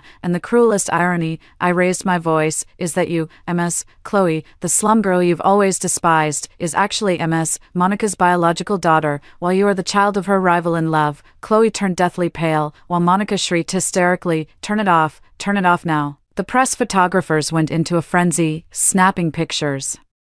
Wildly, I continued, Mrs. Lynn, after her husband fell for her best friend Wendy, transferred her twisted affection onto her rival's daughter, while subjecting her own flesh and blood to relentless torment. The venue descended into chaos. Monica suddenly rushed onto the stage, grabbed me by the collar, and snarled, "You bitch, I should have strangled you when I had the chance." Her deranged outburst was broadcast live. As security dragged her away, she kept screaming, "Chloe is my real daughter. That bitch's child doesn't deserve to live." Chloe tried to slip away in the chaos but was stopped by police at the exit. After the press conference, the Shin Group scandal dominated headlines across all major media outlets. Monica had a complete mental breakdown and was admitted to a psychiatric facility. Chloe was sentenced to prison on multiple charges. As for me, sales of the Nirvana perfume increased tenfold. I officially took over the Shin Group and merged its operations with my own company. "Congratulations." Soren raised his glass to me at the victory celebration. "Thank you." I clinked my glass with his. But this story isn't over yet. I gazed at the night sky outside the window. "I need to find Wendy, my birth mother." Soren took my hand. "I'll go with you, this time." I didn't say no. 3 years later, I found Wendy in a small town in southern France. She was running a little flower shop and living a quiet life. Selena, she recognized me the moment she saw me, tears streaming down her face. I've been looking for you for 20 years. It turns out she had been set up by Monica back then. Forced to leave her homeland, she had always believed I was raised by the Shin family, and only learned the truth when she saw the news. "Don't you hate me?" she asked timidly. "Why would I hate you? I embraced this frail woman. You were never the one at fault." I brought Wendy back to my home country and set her up in the room next to mine. She and Stella hit it off immediately, often spending time together arranging flowers and drinking tea. As for Chloe, she attempted suicide in prison and was later diagnosed with borderline personality disorder. Meanwhile, Monica spends her days in the nursing home muttering to herself. Calling out Chloe's name, Soren became my business partner and the closest person in my life, though I still hadn't accepted his feelings. I stopped pushing him away. "I have all the patience in the world," he'd often say. One morning, I stood in the penthouse office of Shin Corporation, overlooking the city skyline. In my past life I fell from this very place, but in this life I stand at the pinnacle. My phone rang. It was Stella. "Selena, check the news now." I turned on the TV and saw breaking news. Chloe had been driving under the influence while on medical parole when her car crashed into the police station gates. Officers discovered more criminal evidence on her phone. The entire room erupted in uproar. I switched off the television and gazed out at the brilliant sunshine, and my new life is just beginning. Story 2. My sister and I got married at the same time. She married the extremely noble Dragon Prince, while I married a carp spirit from the same clan, who knew the Dragon Prince was incapable of consummating the marriage. My sister remained childless for centuries and was eventually cast out of the Dragon Palace. I gave birth to a batch of little carp, and when they came of age, my little carp actually leaped through the Dragon Gate and transformed into true dragons. I was bestowed the title of Mother of the Dragon by the Celestial Emperor, and moved to live in heaven with my child. My elder sister became extremely jealous. While I was visiting her, she murdered me with a dagger. When I opened my eyes again, we returned together to the day of our grand wedding. My sister sat inside my wedding palanquin, refusing to come out, adamantly unwilling to marry into the Dragon Palace. I turned around and entered the Dragon Palace's flower sedan chair. My elder sister wanted to become a celestial deity by giving birth, but she didn't know that life in heaven isn't that easy one. When my sister refused to get out of my flower sedan chair, I realized she had also been reborn. I won't get out. I want to marry Cashin. Mother frowned outside the flower sedan chair. Lilac, have you lost your mind? Why would you give up a life of wealth and honor to marry a good-for-nothing from our own clan? Mother must have been so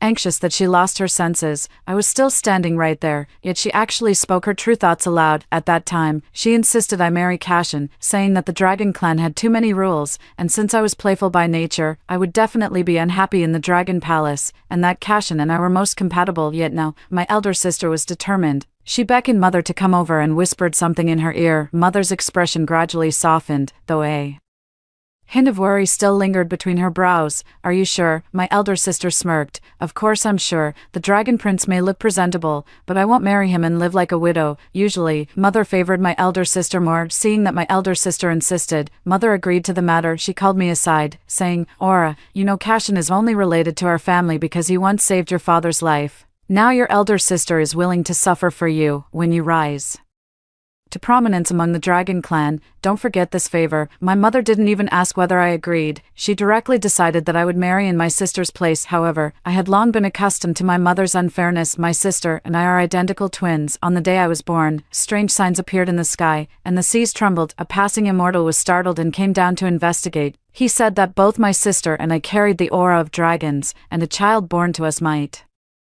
one day transform into a dragon. The news quickly spread, and soon the Dragon Clan sent envoys to propose marriage, saying the Dragon King intended for his prince to marry one of us. They say it's the Dragon Clan, yet now there are only two true dragons left in the Dragon Clan. One is the Dragon King, and the other is the Dragon Prince. Other dragons are either in heaven or died in the war from 10,000 years ago. The Dragon King's request for marriage is for the reproduction of the Dragon Clan, otherwise, they would look down on humble carp spirits like us. In the previous life, my mother sent my sister to marry into the Dragon Clan, but instead of gaining wealth and status, the Dragon Prince turned out to be infertile. The two of them remained childless for 100 years of marriage, and finally the Dragon King became furious and drove my sister out of the palace. As for me, who married Cashin, I gave birth to one brood after another of little carp. When the little carp came of age, they leaped through the dragon gate and became true dragons. The news spread to heaven, and the heavenly emperor was overjoyed. He honored me as the mother of dragons and welcomed me, Cashin, and our child to heaven. A person from the Dragon Clan has arrived, someone reported from outside the door. Mother didn't have time to think much, and directly placed the veil over my head, pulling me toward the brightly lit floral sedan chair. At that moment, my older sister walked up beside me and whispered proudly, Aura, this time it's my turn to enjoy the happiness in heaven. A veil covering my head, so my sister can't see the expression on my face. I smiled even brighter than she did. Does my sister think going to heaven is a blessing? Then I'll wish her an early trip to heaven too. I was soon taken to the Dragon Palace, enter the door, bow in the hall, and be sent to the bridal chamber. I waited until late at night before Eldar, the Dragon Prince, entered the room. The bridal veil was lifted, and I raised my head to meet the gaze of the extraordinary young man before me. I saw Eldar hesitate for a moment. In my previous life, I never met Eldar. I only heard that he was the most handsome man in the three realms. When I was in heaven, I once saw the second most handsome person in the world. At that time, I saw the second most beautiful face and thought, it's already breathtaking. How stunning would the most beautiful one be? Now I've seen the most beautiful one. I think the second most beautiful one is truly ordinary. Have you had enough of looking? The cold and distant tone breaks my thoughts back to reality. Eldar is surrounded by an invisible chill. I can't help but sigh. A beauty is a beauty. Even making such an expression of disgust is beautiful. I still have official duties to attend to. My lady, rest early. Eldar prepared to walk out. After saying that, I instinctively grabbed him. Eldar turned around, his eyebrows knitted together,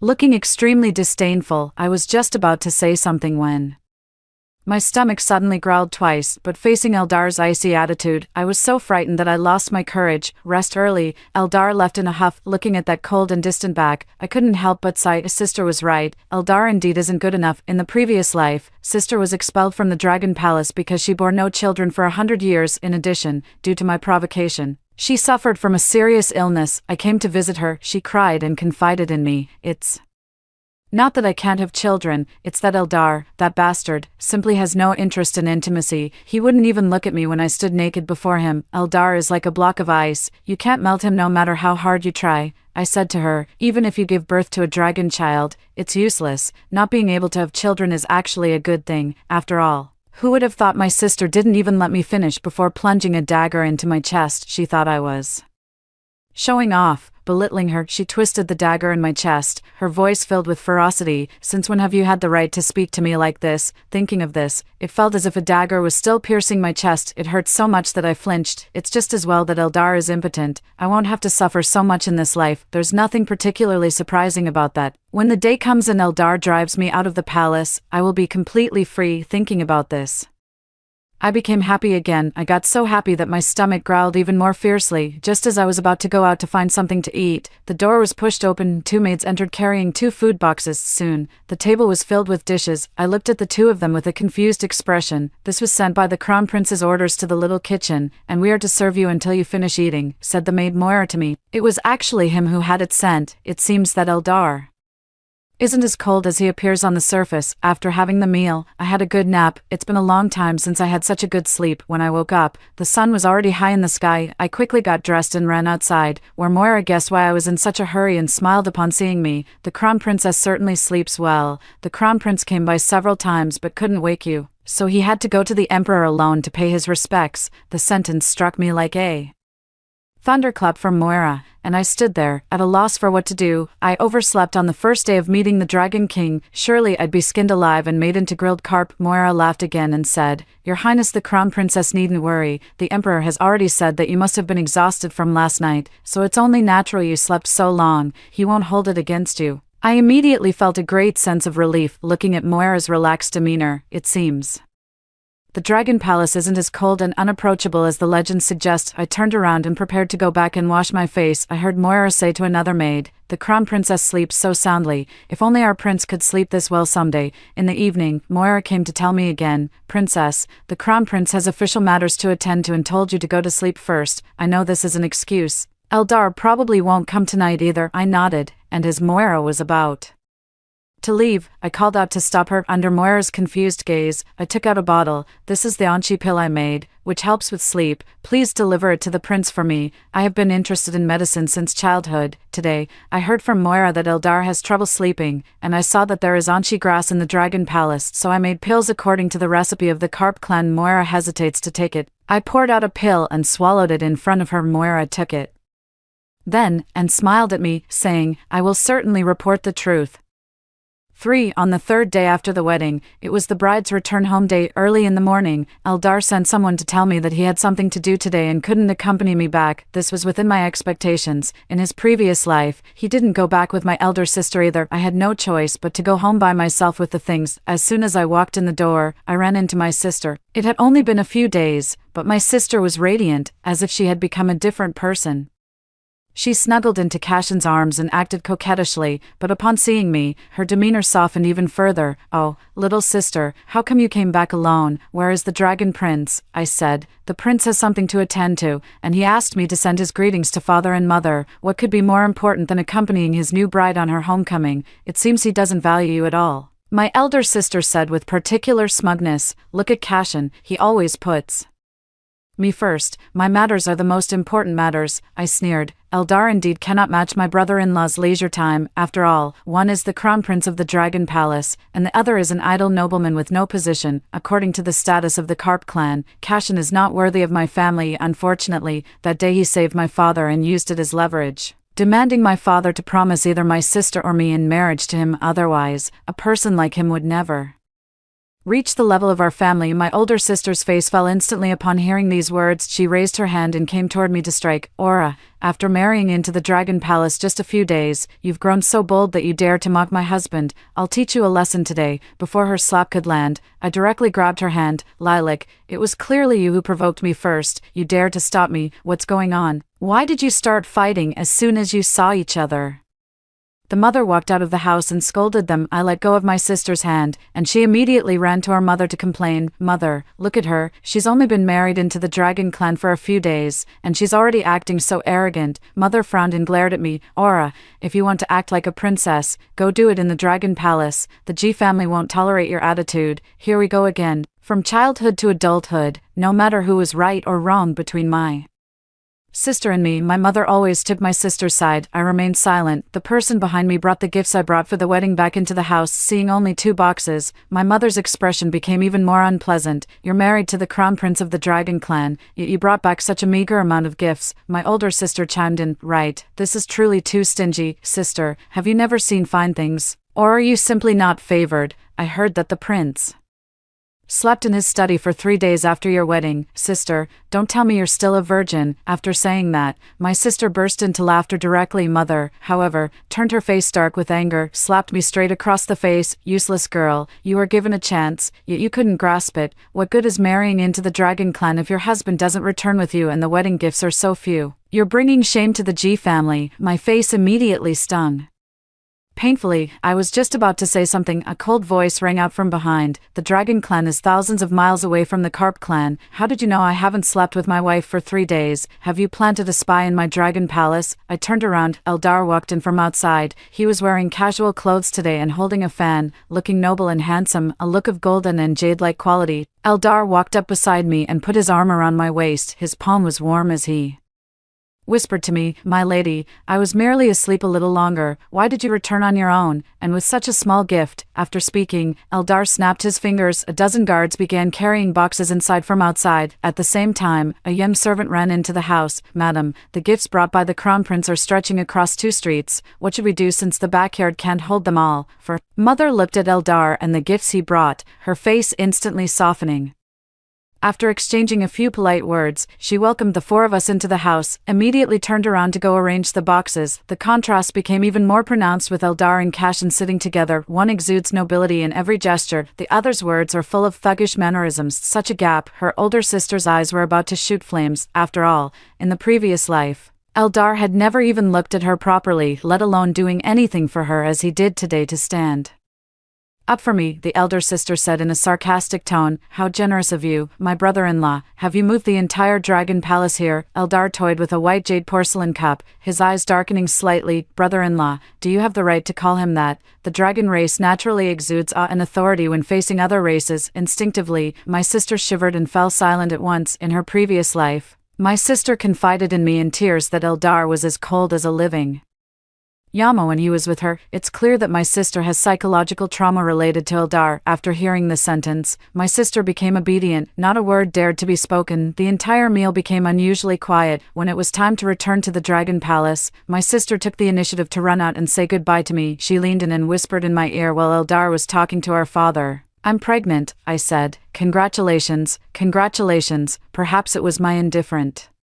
expression that provoked my sister. She frowned and said, Aura, you won't be triumphant for long. Eldar is impotent. You won't bear a dragon child in this life. Without a dragon child, you will only be abandoned by the dragon race. I smiled. Sister, instead of worrying about me, you'd better think about your own future. Me. My sister laughed as if she had heard a joke. I'm different from you. My future is to go to heaven and enjoy happiness. She was so delighted, as if she had already gone to heaven. I forced the remaining words back. Since you want to go to heaven so much, then I won't tell the truth. Returning to the Dragon Palace, I thanked Eldar. I knew he had originally not planned to come to my house. Although I had been in the Dragon Palace for only 3 days, I noticed that everyone there was unusually busy, especially Eldar, who had the weight of all the Dragon Clan's affairs on his shoulders, was constantly busy like a spinning top. It was truly difficult for him to spare this half day for me. Eldar didn't think much of it, saying, accompanying you back to your parents' home is naturally my duty. There's no need for thanks. He walked a few steps away, then came back to thank me again. He said the sleeping pills I gave him were somewhat effective. I smiled and said, this is also my duty. The Crown Prince need not thank me. Upon hearing this, Eldar hesitated for a moment. He bowed to me and left. My days with Eldar passed steadily and peacefully. Eldar is very busy. He is not only busy with matters of the Dragon Clan, but also takes care of affairs of other clans. He has become like a little spinning top, turning non-stop every day. While Eldar is busy with his work, I focus on studying medical techniques. Fortunately, there is a large library in the Dragon Palace, where I found many ancient books. Eldar occasionally eats meals with me. During meals, I personally prepare some medicinal dishes for him. He always frowns when eating these, saying they are too bitter, knowing he likes sweet things. Next time I'll add a little sugar for him, but Eldar would still say it's not enough. Not enough. So 18 years pass like this, except for sleeping separately. I'm no different from Eldar than any other married couple. There are many rumors about our loving relationship among the Dragon Clan. They say we are a match made in heaven, deeply devoted to each other, but it's a pity we don't have children. If we had a dragon child, our life would be even more fulfilling. The people eagerly expect us to have a child, but no one in the Dragon Palace urges Eldar and me to do so. Everyone knows that Eldar doesn't sleep with me, but no one has ever gossiped about the two of us. Everyone is busy with their own affairs. I found that it's not as the outside world rumors suggest, that the dragon race places great importance on offspring. During the 18 years since I was married here, not a single baby has been born in the Dragon Palace. As for the reason why, I'm not curious, nor have I ever asked. I often count the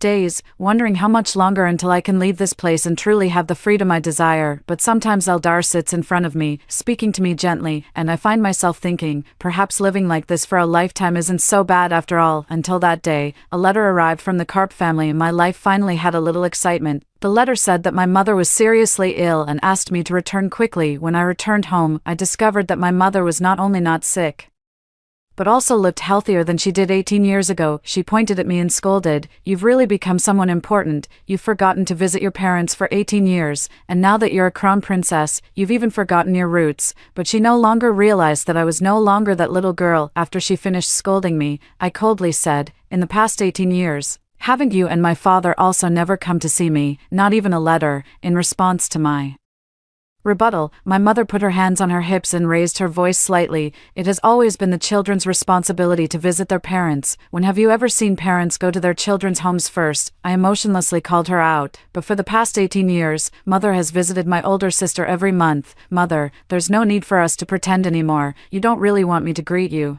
You just want an excuse to scold me." In my previous life, even though I lived very close to my mother, she never stepped into my home. My child has given birth again and again, yet she never sent anyone to check on me. Despite the Dragon Palace being so far away, she visits her sister every month. After learning about Eldar's condition, she hurriedly sought doctors and miraculous pills everywhere. Having lived in the Dragon Palace for so many years, I also once hoped that my mother would come to see me at first, not even once. However, 18 years have passed, and all the fervent hearts have long gone cold. Mother didn't expect me to say that, and her expression became difficult to read for a moment. She wanted to keep scolding me, but her confidence waned because of my words. I bowed. "Since Mother is unharmed, Aura will take her leave now." Just as I turned around, I ran into my elder sister. It's been so long since I last saw my younger sister. I've missed her dearly, which is why I resorted to such measures. Now that my younger sister has returned, please don't leave. Tomorrow is the coming-of-age ceremony for my children. Do stay and witness it before you go. 5. The coming-of-age ceremony of the Karp clan is to leap through the Dragon Gate. It is said that Karps leaping through the Dragon Gate can transform into true dragons. However, over centuries, countless Karps have tried, and only 2 have successfully transformed. Because my elder sister and I were prophesied by immortals to have descendants who can transform into dragons, many people have come to watch. The scene is grandly arranged. Sister looked at so many people and felt extremely proud. She said to me, "Aura, I have a feeling that all my children will be able to transform into dragons." I replied coldly, "Do you really think transforming into a dragon is a good thing?" Sister's face changed expression. "What do you mean by that?" "Oh, Aura, you're just jealous of me. I married Kashin and can bear dragon children. But you married a real dragon and couldn't even give birth to a Karp." I laughed but did not respond. Originally not wanting to continue engaging, my elder sister kept boasting to me, "That dragon prince still hasn't touched you, right? TSK, after 18 years of marriage, you've never even experienced being a real woman. How is that any different from living like a widow?" I said. "So, sister must be especially good at being a woman, which is why you've had so many children. Anyone who knows you would say you're a Karp, but someone who doesn't might Mistake you for a guppy. Guppies have strong reproductive abilities and love having babies the most. My older sister's face darkened, but she had no words to retort. Indeed, in recent years, she has done nothing else but continuously give birth to batches of little carp. When we met earlier, I just realized that my sister actually had dozens of children. Most female carps are very maternal, cherishing each of their children dearly. She remembers the names and preferences of these dozens of children, and it seems she loves them all dearly. Thinking of this, I couldn't help but sigh. At this moment, the sea surface ripples. The first child of hers jumps over the dragon gate, leaping into the clouds. A golden light suddenly appears, and a dragon's roar emerges from the cloud layers. A yellow dragon pokes its head out and dances in the air. It worked, it worked. My sister claps her hands and laughs. I can really go to heaven and become a deity. A dragon, 2, 3, then 6 carps swam upstream one after another and successfully jumped over the dragon gate.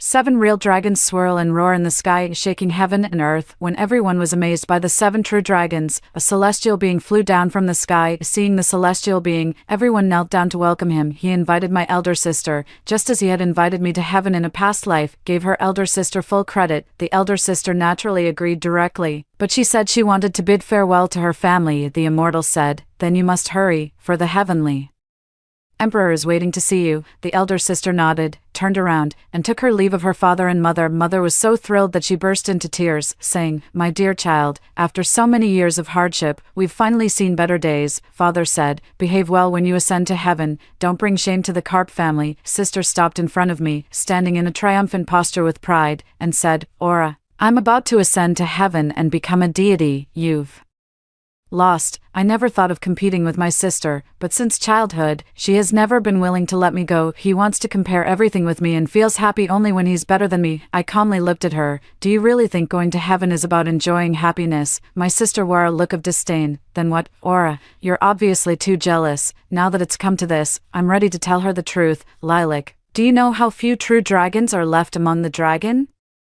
clan nowadays?" "Of course it's because the dragon clan are all useless." "Wrong," I sneered at her. "It's because there's a thriving market for dragon meat in heaven. You think they let you ascend to become a deity. Instead, they bring you up there just to lock you away and make you bear children, and then each of your children will be devoured one by one." My elder sister's face turned pale, and her voice suddenly rose. "What nonsense are you talking? Whether it's nonsense or not, you'll know once you go to heaven and see for yourself." 6. Just like my elder sister, in my previous life I also thought ascending to heaven meant becoming a deity and enjoying blessings, but on the very day the heavenly emperor named me the mother of dragons, my child was eaten. That was my first child. His name was Kuiner, understanding, obedient, and lovely. It was simply because he was a yellow dragon. On the day he ascended to heaven, which was also the birthday of the heavenly emperor, he was skinned. I will never forget that scene. My children and I were locked up together. They forced my Kuin to reveal his true form and killed him in front of me, like killing a fish. Even now, when I think of it, my heart still aches, because the child I bore could transform into a dragon. Cashin and I were locked in a dungeon like animals, forced to mate day after day. Only then did I understand there were no dragons in the sky anymore. Those dragons had all been eaten by the people in the heavens. So for so many years, I have been getting pregnant, giving birth, and watching my grown children leap through the dragon gate, only to be killed. The carp loves its child. Even if their own child gets hurt, they would feel sad, let alone experiencing something like this day and night, every hour and every minute. I live in pain. I have thought about dying, but the heavenly emperor sent someone to watch over me, feeding me medicine every day to keep me alive. At this moment, my sister looked at me in disbelief and said, "Impossible, dragons are auspicious creatures, the heavenly emperor would never harm one, so how could he eat it?" I laughed and said, "Just because it's auspicious doesn't mean it's not an animal. In the eyes of those arrogant gods, what is a dragon worth?" My sister still refused to believe me. She said I was jealous of her and had made up such a lie. In the end, my elder sister still left with that immortal. Before leaving, she still looked at me once and asked again, "What you said isn't true, right?" Whether it's true or not no longer matters. My sister's child has already transformed into a dragon, and this outcome cannot be changed. I watched my sister ascend, and I was just about to return to the dragon palace. I turned around and saw Moira coming to find me. She ran up to me, out of breath and with a look of anxiety on her face. "Crown Princess, something has happened to the Crown Prince." By the time I rushed back to the dragon palace, Eldar was lying on the bed. With his eyes tightly closed, barely alive, I checked his pulse and found that he was severely injured, with all the meridians in his body ruptured, and his life was in imminent danger. I asked Moira, what happened? How could he be injured so seriously? Moira cried and said, the prince fought a battle with the beast in the abyss to subdue it. I have seen it in ancient dragon books. The abyss is a forbidden land of the dragon, where prisoners who once invaded the heavens are imprisoned. Guarded by a sea beast, I frowned. Why would he go there, since it's a prison, with criminals, and such a fierce sea beast guarding it? Why go there and ask for trouble? Although I've been with Eldar for 18 years, I always feel like he's hiding something from me. He carries a lot of burdens on his shoulders. Those burdens are pressing down on him so much that he can't even breathe properly or sleep well. I sometimes wonder what's weighing on him, and whether it has anything to do with the things I know. Moira cried even more bitterly. How would I know about the Crown Prince's affairs? Your Highness, you're the best physician in the world. Do you think there's still hope for the Crown Prince? Of course there's hope, if not nearly certain. Then after examining his pulse, I already have about 70% confidence. After taking some medicine, his pulse improved, however, since he hadn't woken up. I kept watching by his side. When tired, I would just lean on his bed for a while. One day, as I was dozing off, I felt a hand groping on my head. I instinctively reached out and hit that hand. Then I heard a muffled groan. Looking up, I met those beautiful peach blossom eyes. I immediately felt relieved and smiled. You're finally awake. 7. Eldar woke up, and no one was more excited than Moira. She cried uncontrollably. Prince, you really scared me to death. If it weren't for the princess staying by your side these past few days without eating, drinking, or sleeping, you would have died. It was only then I learned that before I saw Eldar, all the doctors in the Dragon Palace had already declared him dead. Moira came to me with the mindset of treating a dead horse as if it were alive. Seeing Moira in tears, Eldar comforted her briefly before telling her to rest. After Moira left, the room instantly became quiet. Eldar thanked me. I shook my hand. A doctor cannot ignore someone in need, especially when you are my husband. Eldar nodded. My lady hasn't rested much these past few days. It's getting late. You should rest early. Indeed, I haven't slept much these days. My body is extremely tired. I stretched lazily and then went to bed. Seeing me go to bed, Eldar's ears suddenly turned red. My lady, what are you doing? My lord, we've been married for 18 years and have never slept in the same bed. I directly pointed out the matter. After Eldar played house with me, I played with him, but feelings can't lie. When I returned from the Carp tribe and saw him lying on the bed, barely alive, I felt like I was suffocating.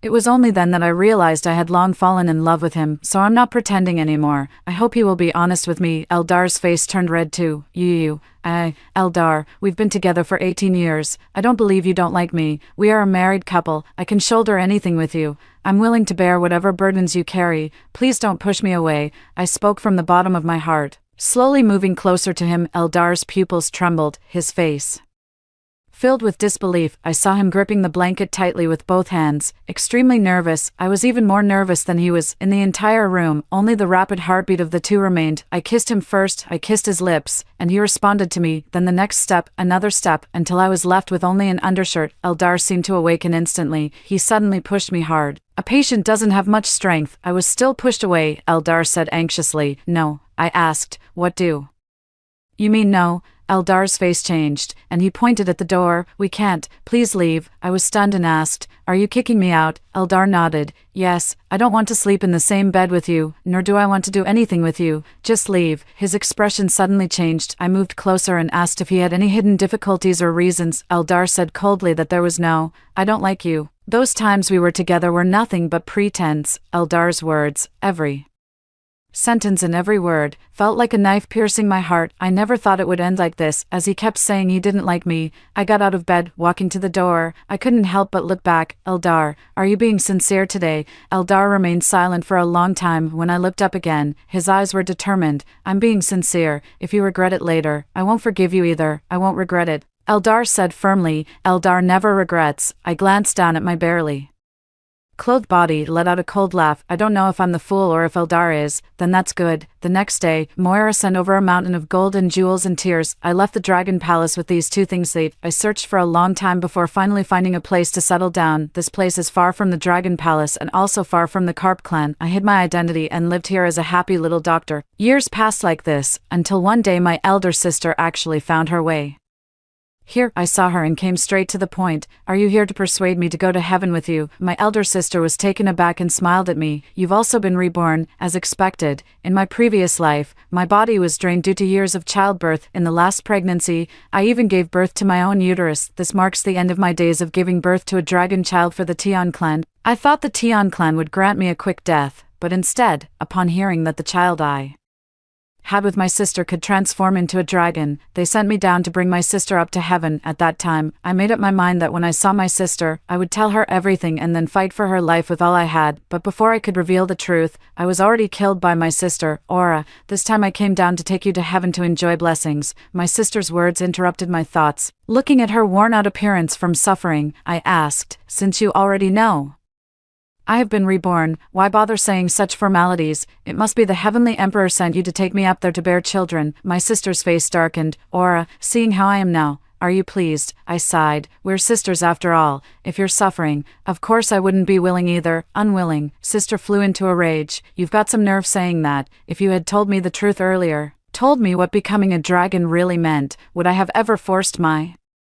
children to leap over the dragon gate? They wouldn't have ended up like this. It's you, Aura. You killed my children. You did this on purpose to get back at me. After all, they were her own flesh and blood. When the sister mentioned them, she burst into tears like rain. Her pained expression reminded me of myself in my previous life. It seems the pain I endured has fallen on her in full force. I calmly watched her break down. Shouldn't I take revenge on you? In my previous life, I came to save you, yet you killed me. I told her, Lilac, I did it on purpose. I wanted to see you suffer this inhuman torment. I wanted you to feel unbearable pain, and only then did I feel satisfied. The older sister looked up again. Even if that's the case, what can you do? You'll never escape. Do you think I came alone? Of course, I knew the older sister wasn't alone, but I also knew this day would come eventually, so I had already planned an escape route for myself. It's just a pity that I underestimated those people from the Tian clan. On the second day after I ran away, I was caught. They took me to the Tian clan. They locked me in the same cage where I was imprisoned in my previous life. When I was pushed inside, my sister was sitting in a corner. In another corner, Cashin has already gone mad. Every day the older sister watches her child being eaten, and Cashin is no different. Cashin had already gone mad by the second month after being locked up. A person may go mad, but their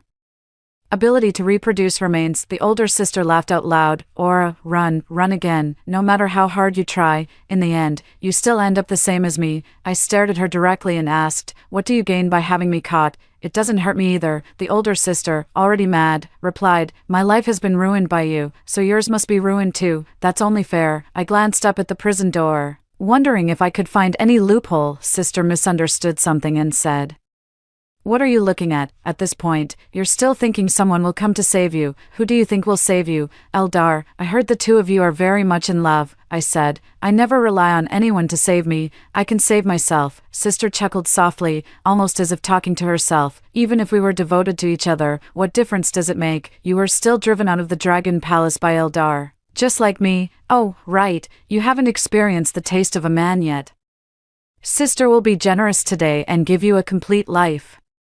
Hearing that, my heart sank. I saw my sister walk over to Cashin and say something to him. Cashin looked up, his eyes lighting up when he saw me. The older sister patted him on the shoulder. Go on, Cashin, sleep with her, and we'll be free. Cashin stood up and came straight toward me. I took 2 steps back. You shouldn't come over here. But how would Cashin listen to me? Cashin lunged straight at me and pinned me beneath him. I smelled a strong, unpleasant odor coming from him. Saliva dripped onto my neck. I closed my eyes. Just as I thought it was all over, I only heard a loud noise. Cashin was pulled away by a force. I opened my eyes again. Eldar, clad in armor, stands before me. 9. No one expected that Prince Dragon Eldar, upon hearing of my capture, would resolutely lead an attack to the Heavenly Court. Everyone says that Eldar is deeply devoted to me, a true romantic at heart. It was only then that people realized how deeply the Sky Clan had oppressed the Dragon Clan, and finally understood that there were no dragons in the sky anymore. The initial war was also a scheme of the Sky Clan. They used this as an excuse to suppress in the abyss those dragons who wanted to resist them and expose the truth. It was Eldar who rescued those dragons. Everyone is cursing the Tianzu, and Eldar has become the new Tian Emperor. No, rather, it should be said, the Dragon Emperor. Only I know that Eldar didn't do it for me. These armies, uniting all races to fight against the Tianzu, were part of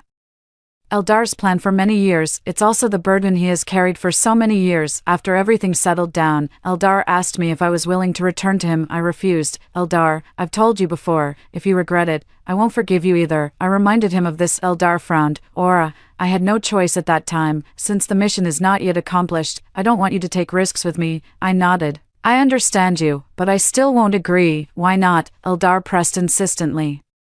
I truly mean it when it comes to you. I know, I had thought of everything. Eldar doesn't want me to take risks. He can't give me promises or a future, so he just decides not to give anything at all, yet he can't control his feelings. I know everything, but what I want is a husband who is honest with me, someone I can face risks with. I insisted on leaving. Eldar couldn't stop me, so he let go. Before leaving, I went to the heavenly prison to see my sister. Eldar was originally going to set his elder sister free that day. Something must have triggered the elder sister, as she tried to assassinate Eldar with a dagger. Eldar sent her straight to the heavenly prison. Seeing me, the elder sister sneered. You're here to show off, aren't you? I've come to say goodbye to you. I'm leaving here and won't be able to prepare your body for burial. Leaving? You're kidding, right? Aren't you going to become the Queen of Heaven? Are you really willing to give that up? Aura, you really have great abilities. In my previous life, I tried everything I could, yet Eldar never even looked at me, but you easily gained his love. The elder sister laughed and said, but what can this man do after becoming the Emperor of Heaven? He still can't be a real man. Only then did I begin to understand how much your sister hates Eldar. I exhaled.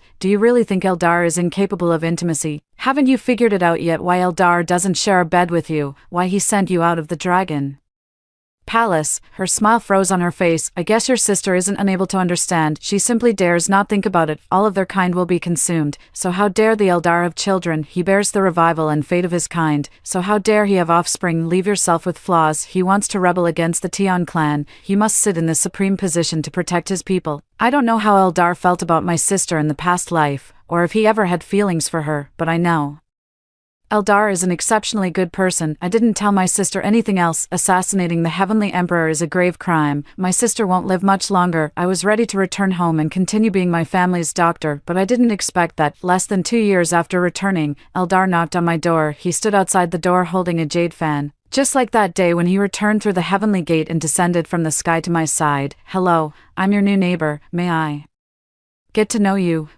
the end. Story 2. My boyfriend has been reborn. In his previous life, he bought a lottery ticket that was just one number away from winning 20 million. Unexpectedly, he encountered a disaster. My boyfriend and I soon froze to death at home after being reborn. He plans to trick me out of some money and kick me out, but he doesn't know that he has a habit of talking in his sleep, and I heard his entire plan. At 5 in the morning, my boyfriend Leaf was still sound asleep. I have already gotten up and am washing up, looking at myself in the mirror, a bit haggard from not sleeping well. I remembered the dream tap I heard Leaf say last night. At first, he just said a string of numbers, but strangely, he insisted that I must remember it and repeated it several times. I secretly took out my phone and wrote down that string of numbers, planning to ask him about it when I wake up tomorrow. I didn't expect that I am truly the child of destiny. Heaven is favoring me. I couldn't help but chuckle. He must be having another episode of his delusions. What I didn't expect was that he immediately said, I want to buy a down jacket and food, and on the day before the disaster, I will pick up my Maeve and my mom, and then I will kick this woman Freya out. My heart sank. I asked myself, after being so devoted to Leaf for these years, taking care of him like a mother, he actually wants to kick me out. Moreover, Maeve isn't Maeve Leaf's adopted daughter, but from what Leaf said, their relationship seems more than just that. I couldn't think much more, and I started thinking again about what Leaf had just said. The catastrophe. I cautiously asked, what catastrophe? I didn't expect Leaf to actually start talking in his sleep. Half a month later, the extreme cold. It's the extreme cold. It's okay. I already know the lottery jackpot number. I won't freeze to death. I looked at the string of numbers on my phone screen, which must be the lottery number Leaf was talking about. Leaf muttered again, that bitch Freya. I listened carefully, and Leaf continued, it's just asking her to spend a little time with Soren, and she could get a down jacket. She didn't go, and if she wasn't so strong, I would have forced her to go. He actually treated me that way in his last life. All right. I looked at Leaf's sleeping face and felt a wave of nausea. I continued to ask, what is your relationship with Maeve? Maeve is my first love, the woman I have loved the most in this life. I was completely heartbroken. It turns out I was just a part of their play. Since he wants to get through the disaster safely, I won't let him have his way. I didn't sleep all night. I got up at 5 and got ready to leave. I didn't go to work and took a half-month leave from the company. I had breakfast at a breakfast shop and went to buy a lottery ticket right when the lottery store opened. There's still one day until the draw. I put the lottery ticket in my bag and then drove to my parents' house. I don't know if my parents survived in my previous life. After entering the house, I hugged my parents and cried. Then I told my parents about Leaf's dream talk. I know this sounds crazy, and I'm a bit doubtful about it. My mom said, "Daughter, if this lottery ticket wins tomorrow, it will prove it's real." My dad immediately decided, better to act early than late. My wife and I will go get our savings to buy food first, and then we can buy other things once the lottery money comes in. I nodded, moved. Parents, once the money comes in, we can't stay here anymore, because Leaf still knows our address. My dad thought for a moment and said, "I have a friend whose villa is for rent. Their family has gone abroad and won't be back for a few years. It's in the suburbs. If you think it's okay, I'll go rent it." After I clarified the location of the villa, I nodded and said, "That place isn't too crowded. Dad, you go ahead and rent it. I still have some money, just enough to renovate it." After saying that, I added, "You guys should buy some food and water and put them in the villa." My parents nodded and went to find a friend to learn more about the villa, too. I returned to Leaf's house. Leaf was still sound asleep. I couldn't help but laugh at myself for being so blind to like him. He is both incapable and lazy, has no savings at all, and relies on me to support him every day. After waiting a while, Leaf woke up. As soon as he woke up, he complained to me, "Why didn't you wake me up earlier? I slept all the way until the afternoon." I found it quite funny inside, but I didn't show it on my face. "I saw you sleeping soundly, so I didn't wake you. What's wrong? Do you have something to do?" Leaf seemed a bit nervous. No, it's just that my good buddy's birthday is today, and I need to go celebrate it with him. Do you want me to go with you?" No, it's fine," Leaf hurriedly said. "Everyone else isn't bringing their girlfriends, so it wouldn't be good for me to bring one alone." After saying that, he was afraid I would ask more, so he quickly said, "I have to go now. Hey, I heard you say a string of numbers while you were sleeping yesterday." I wrote it down. "What does it mean?" Leaf's expression instantly panicked. "Where did you write it down?" "It doesn't mean anything." I took out a piece of paper. "Here you go. I wrote it down just in case you might need it." Leaf took the paper and hurriedly left. After Leaf left, "Tomorrow I'll find a renovation team. I want to turn the villa into a solid fortress to spend the apocalypse with my parents." In the evening, after Leaf came back, he looked radiant. I pretended not to see. I kept an eye on his expression, and suddenly he unintentionally revealed a smile. "Well, I guess this scumbag is up to no good again." Sure enough, he came over and called me. "Wife, I want to discuss something with you." "Go ahead." Leaf pretended to be troubled. "Today I'm going to a party with them. You remember my college classmate, Archer? Right, he's been starting a business recently, and I was thinking about whether to invest some money in him so I can earn a bit and not keep spending your money." I pretended to be very touched. "It's great that you can think this way, husband, but," I frowned and continued, "my parents want to buy a house again recently, but they don't have enough money, so I lent them my savings first." "What?" Leaf shouted. Suddenly he realized again and said to me in a gentle tone, "Wife, what I mean is, how can you not discuss such a big matter with me? Aren't I talking to you now?" I said impatiently. "The incident happened suddenly, and I didn't have time to discuss it with you." I felt sick to my stomach. Leaf and I were just in a boyfriend-girlfriend relationship, yet he had such possessiveness over my money. What if I married him? Leaf's face darkened, and he said, "Then, wife, can you lend me a little money? My dad won't let me take out a loan. If he finds out, he'll kill me, but, okay, I'm tired. Don't say any more." In the evening, I took advantage of Leaf being asleep to search his pockets and took out a lottery ticket. I checked the numbers one by one, and as I expected, he really bought the tickets according to the note I gave him. Now there's a good show to watch. The next morning, Leaf set 10 alarms before getting out of bed, which also woke me up. He went out early in the morning, probably to borrow money in advance and prepare to stock up. I sent Leaf a message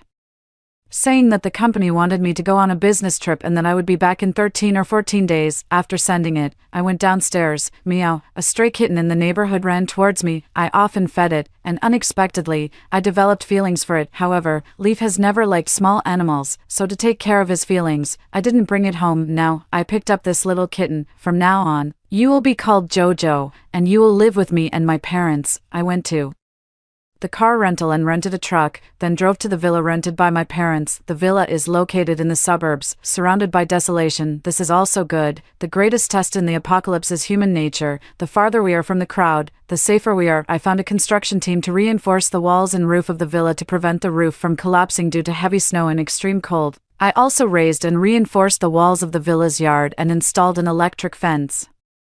I ordered the strongest bulletproof doors and explosion-proof glass, replacing all the doors and windows of the villa. To improve efficiency, I found another construction team to seal all the gaps in the house, added insulation material between the walls and roof, and had them install surveillance cameras around the house. After paying the construction team, I only had a few $dozen left. I left my dad and Jojo in the villa to supervise the construction, and my mom went to buy food. I picked up my phone and opened the official lottery website to check the latest results. I checked each number one by one, and my hands were trembling. If I made a mistake, all the savings my parents and I had accumulated over the years would be gone. 3. I finally got to the last number and let out a sigh of relief. I won 20 million. I nodded to my parents and drove off to claim the prize. After paying taxes, the 20 million lottery ticket was left with 16 million. I looked at the balance in my mobile banking app, and it all felt like a dream.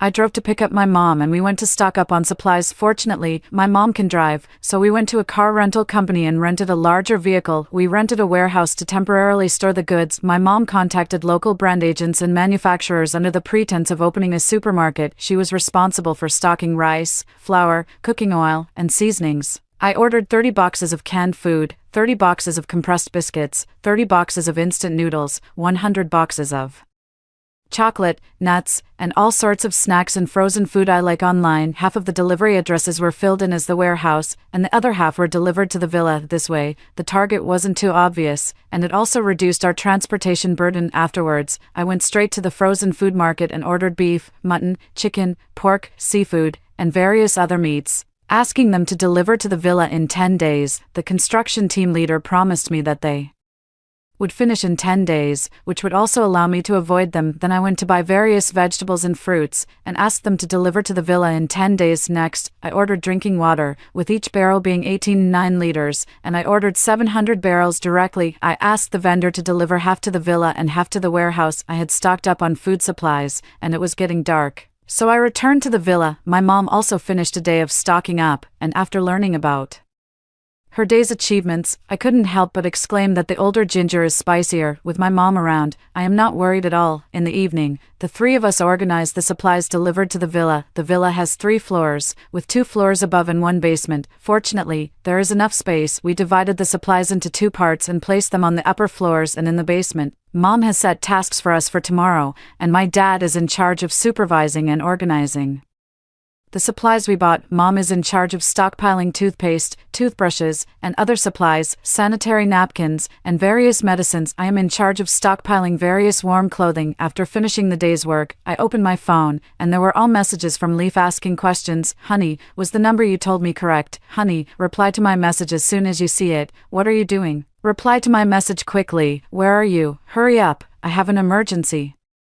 I pretended not to see it. Who has time to deal with him now? The next day, we got up early to complete our tasks. I remembered the fur and mink coat I added to my shopping cart and immediately ordered 100 pieces of fur and 100 pieces of mink coats. After that, I bought 100 down jackets and 50 down comforters for each of us 3. I also bought 100 pieces of various spring, summer, and autumn clothing. Leaf only mentioned extreme cold in his sleep talk, but I didn't dare to gamble for winter clothing, hats, gloves, scarves, and socks. I bought 300 pieces of each. Then I ordered 3,000 pairs of disposable underwear online. The third day, I went to buy pots, bowls, and appliances. Early in the morning, I bought various styles of generators and power generation devices and had them delivered to the villa. Then I went and bought various home appliances to prevent being bored if the internet goes down in the apocalypse. I also bought 500 tablets, had my dad download various TV series and variety shows at home, and also bought 1,000 power banks. The fourth day, my mom went to the agricultural market and bought 50 chicks, 50 ducklings, and various kinds of crop seeds. I couldn't help but exclaim that my mom is still my mom. I hadn't even thought of this. In the following days, we also bought some miscellaneous things. My dad told me and my mom to stay at home to supervise, and he went to buy various kinds of knives and bows and arrows. Fortunately, there are my dad and mom. I hadn't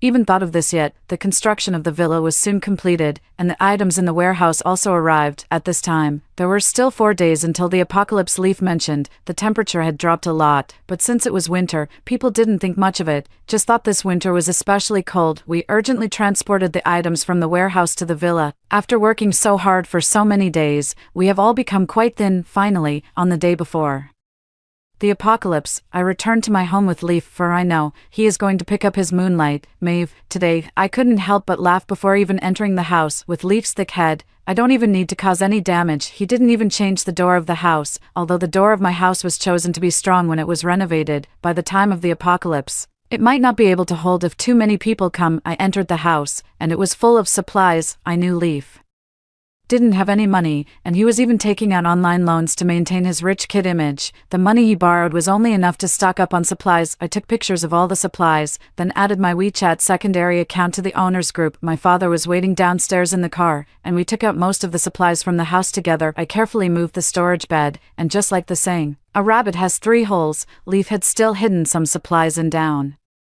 jackets inside. I specifically bought some low-quality Feisty down jackets, and replaced the ones Leaf had hidden. Before leaving, I also secretly installed cameras in some hidden places in the house. I was really curious about how they would cope without supplies. I returned to the villa, opened a secondary account on my phone, and logged onto the social media platform to remind people that the weather was unusual recently, and it was best to stock up on supplies if possible. Then I logged out and never looked back. I opened the monitoring software on my phone. After Leaf picked up his mom and Maeve and went home, he hadn't even had a chance to eat a bite when he discovered that most of the supplies in the house were missing. Leaf cursed and said, "It must be Freya, that scumbag woman." Leaf's mom started cursing. "Son, I told you that Freya wasn't a good person, not taking care of you at home, always thinking about showing off outside." I was so speechless after hearing what Leaf's mom said. "If I don't work, your son would have been starving for years." Leaf couldn't think much, because tomorrow was the polar cold apocalypse. He opened his phone, and the balance in his phone was 0. He searched his entire body, and only found 2 coins. He then asked Maeve, "Maeve, you believe me, tomorrow is really the polar cold apocalypse. Please lend me some money." Maeve was doubtful, and transferred 3,000 yuan to him from her phone. "Leaf, you know I don't have much money saved.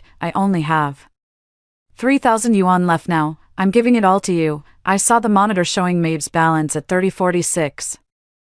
3 yuan, and couldn't help laughing wildly. The two of them are truly a perfect match. Leaf went to ask his mother again. His mother looked embarrassed. After all, when Leaf had brought her here, he had said it was for her to enjoy, and she had been drained of her savings over the years. Where would there be any money left? Leaf understood his mother's meaning, and didn't press them anymore to keep giving money. He turned and went out, going down to the supermarket. After a long time, when his mother had already went to sleep, I saw on the surveillance camera as Leaf came back with a big bag. He took the things out of the bag. There were food, drinks, and contraceptive supplies. He took them out while complaining, "Why was there so many people in the supermarket today? I barely managed to get these things." Maeve hit his chest in embarrassment when she saw the things he took out, half pushing and half accepting. I went into the room with him. I turned off the monitoring software, suppressing the urge to scold myself for having raised such a man for 5 years. However, I noticed what Leaf said. "It seems that the post I made with my alternate account had an effect. That's good. I am not a saint, but I also cannot stand by and do nothing." Soon, I gathered my emotions and prepared to have lunch with my parents. We are having hot pot tonight, and watching my dad prepare the sauce for me and my mom cooking the meat, I couldn't help but feel a lump in my throat. The steaming heat rushed towards me, and I couldn't help but shed tears. In the years I spent with Leaf, cooking, doing housework, and working every day, I felt like a nanny, only with my parents. "I am still a child." My parents anxiously asked me what was wrong. I shook my head. "Nothing, Dad, Mom, it's good to be with you in the end times." My father hugged me and my mother. "As long as we are together as a family, it's better than anything else." The next morning, I felt the temperature in the villa was a bit lower than the day before. Today is the end times that Leaf mentioned. I went downstairs and opened the villa door. A cold breeze blew in my face. I have never experienced such a low temperature before. I was almost unable to move because of the cold. Fortunately, my father came downstairs and found me. He pulled me into the house and closed the villa's door. "Why aren't you wearing more?" Dad scolded me and quickly went to get a down jacket to put on me. Mom hurriedly made me a bowl of hot noodle soup.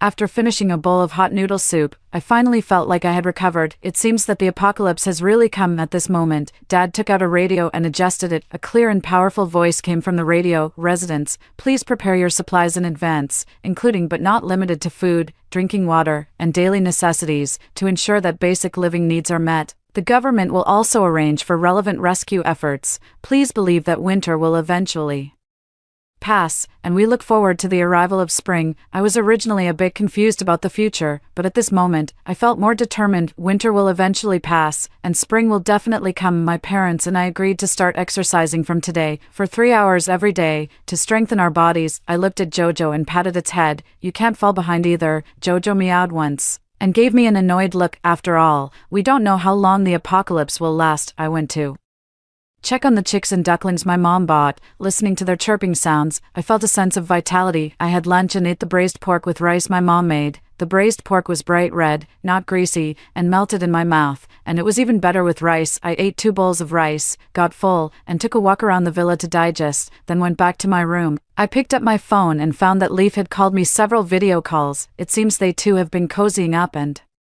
finally remembered me. I put on 3 sweatshirts and 2 down jackets. The temperature in the villa was much warmer than outside, and I was almost sweating. I took out my cosmetics and gave myself a frostbite makeup. After finishing, I looked at myself in the mirror with satisfaction. 6, not bad. Let Leaf think I'm having a terrible time first, then I'll give him a big shock later. I called Leaf on a video call. The video call was almost connected in an instant. On the other side was only Leaf.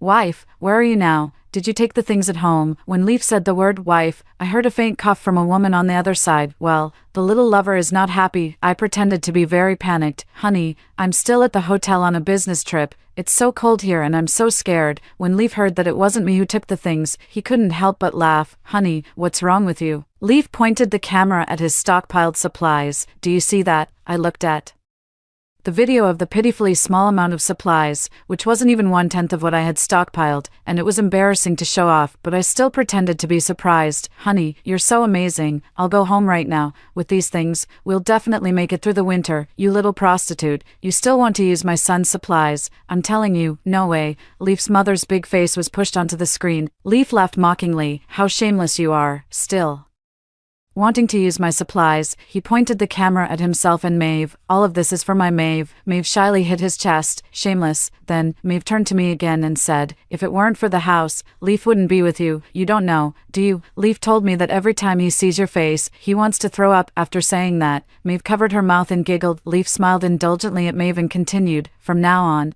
I will send you pictures of the meals we eat every day. Freya, it must feel terrible to see but not be able to eat, right? Why are you treating me like this? Why? How can you even ask me why? You look down on me. I flatter you every day, like a dog, yet you won't even pay back the online loan for me. Leaf shouted. Maeve chimed in, old woman, otherwise how do you think Leaf would fall for you? Exactly, Maeve, you should have another big grandson for Mom, anyway. We have so many resources now, Mom will definitely raise him to be chubby and healthy. I just found it ridiculous. Since we met, I have already paid off $300,000 in online loans for Leaf until he borrowed more online loans and I found out. I told him that I wouldn't help him pay off the loans anymore and that he should pay them back himself. I didn't expect that he would end up hating me for it. He is just a weirdo, so possessive of other people's money. And Leaf's mother, every time she saw me before the apocalypse, would say that Leaf had accumulated 8 lifetimes of good fortune to find me. After the apocalypse, his true colors were revealed. It's a pity that the mother and son duo didn't win an Oscar for Best Actor and Best Actress. Seeing my indifferent expression, Leaf was enraged and shouted, Freya, without my supplies, just wait to die. Once the apocalypse is over, this house will be mine. After Leaf finished speaking, he smiled smugly and hung up the phone. I felt no waves in my heart, and even wanted to laugh a little. Let you be proud for a few days first. Then he fell heavily. 7. A few days have passed, and I have already gotten used to the temperature inside the villa. I have practiced taekwondo before, and my physical condition is not bad. After a few days of training, I don't feel so cold anymore. I opened my phone and found that there was a message mentioning all the members in the owners group of the building where I and Leaf live. I clicked to take a look. Soren, please take a photo of the supplies in your home and send it to the group. The building Management committee will collect the supplies and distribute them to everyone. Only a few people replied to him in the group, and they posted photos of their household supplies. I looked at the photos and saw that the supplies were very limited. Leaf actually did something smart this time, and didn't post his household supplies, so I decided to help him a bit. I opened my secondary account and changed the nickname in the owners group to 301, then I sent a photo of the supplies at home that I took. I am the owner of 301, I have a lot of supplies at home, anyone who is short on supplies can come to my house to get some. The group instantly became lively. Wow, 301 has so many supplies at home. 301, save your milk for me, my grandson is growing and needs nutrition. 301, quickly take out all the supplies, there are only a man and a woman in 301. They can't possibly use all these supplies. Exactly. I opened the mobile monitoring software when the door of 301 was knocked. Leaf was still sleeping. Maeve didn't dare to open the door, but outside the door were a group of strong men from the building, who kicked the door open in no time. Seeing such a big commotion outside, Maeve hurried inside to wake Leaf. The people outside started chattering and one person said, "I remember the mistress of 301 isn't her, right?" Another person gave him a meaningful glance. "Can't you see, the mistress has entered the house?" Someone couldn't help but curse. Brothers are starving and poorly dressed every day, yet the master of 301 has so many resources and still finds a mistress to keep by his side. "I haven't woken up yet, why are you calling me?" Leaf shouted impatiently from inside the room. Soren walked in with the crowd and slapped Leaf, who was on the bed. "Who do you think you are?" Leaf, right. "Did you see the notice in the group?" Leaf was not dressed and was tightly wrapped in a thick down quilt. The embarrassment made him forget to question them about why they broke into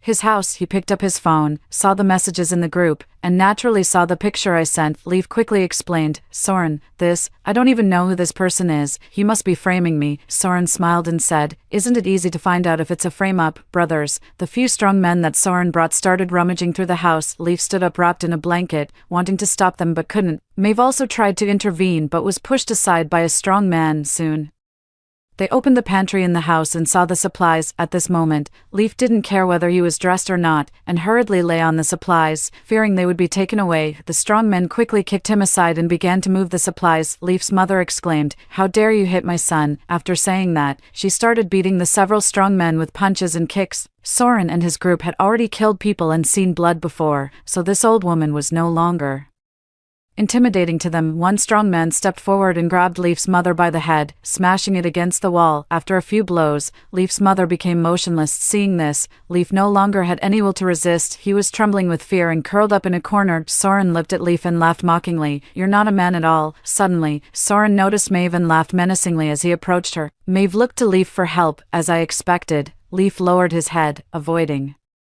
Maeve's gaze. Soon, the supplies were taken away and Maeve was also dragged away by that group of people, struggling and shouting Leaf's name, but Leaf, that coward, only looked pained and didn't spare a glance for Maeve. Soren and the others left Leaf 2 bottles of water and 2 pieces of bread as if it were charity. After the people left, Leaf stumbled towards his mother. "Mom," he shed tears of pain. "Mom, you won't blame me, right? You've always cared for me, you won't blame me, right?" 8. I turned off the monitoring software. Leaf is the 3rd child born after his mother struggled through her 40s. His 2 older sisters are named Nyx and Sage. He and his mother have been draining the blood of his 2 sisters. However, his 2 sisters are also foolish, willingly sending their belongings back to their mother's house. Leaf's personality has a lot to do with them. His mother ending up like this is also her own doing. Now is not the time for sentimentality, it's time for me to show off. I sent my supplies to Leaf and then called him on a video call. The call was quickly connected on the other end. I am eating the sweet potatoes my mom baked, and when I saw Leaf's haggard face, I couldn't help but laugh at him. "Freya,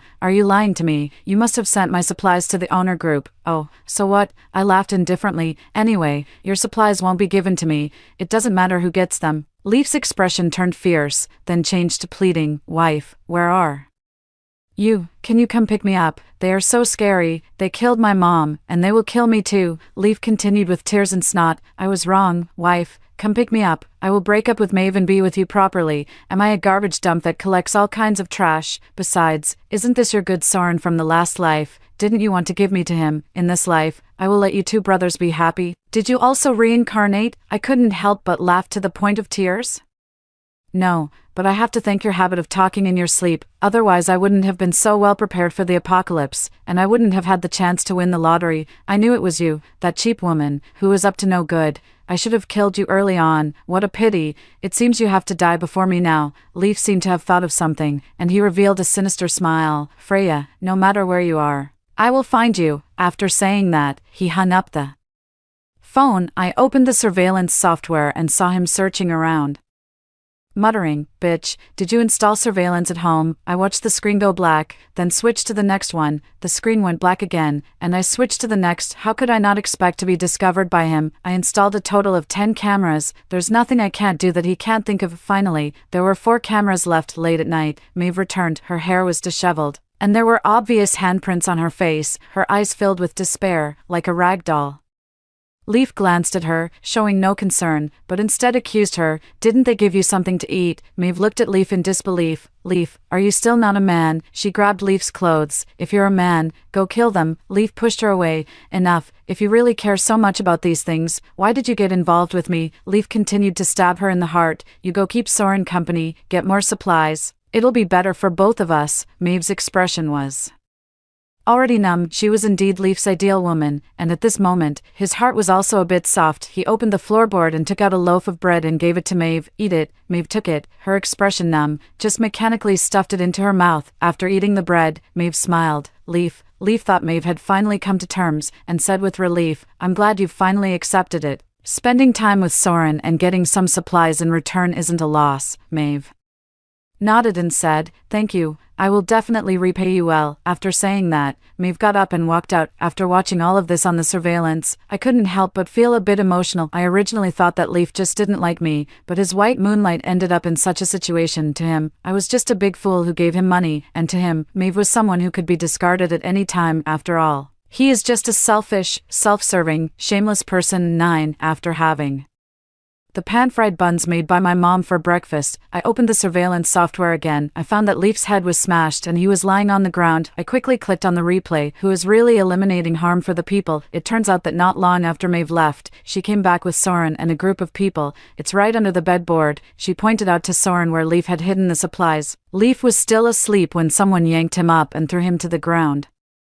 Soren and the group started moving the bedboard and began to move the supplies. Leif was lying on the ground, holding onto Soren's leg. "Brother, Soren, please don't take my supplies." Soren tried to shake him off, but Leif held on tightly. The people around began to pull at Leif, their movements very rough. In the chaos, someone directly hit Leif's head with the handle of a knife, and blood instantly flowed down, blinding Leif's eyes. After everyone finished moving their things and left, Soren stayed behind, picked up the knife in his hand, and patted his face. "Do you still dare to play tricks on me?" Leif started to come up with a bad idea again. "Soren, my girlfriend has a lot of supplies. I installed tracking software on her phone. I can take you to find her." Soren was somewhat skeptical. After all, Leif had no credibility with him anymore. Leif quickly opened his phone and flipped to the supply pictures I sent him. Flattering Soren, "Soren, I'm not lying to you. I'll take you there. Just give me a little of the supplies we grab." Soren pondered. "You lead the way. If you dare to play any tricks, I'll be the first to kill you." Leif quickly spoke up. "Soren, let's go tonight. Bring Maeve." After reading it,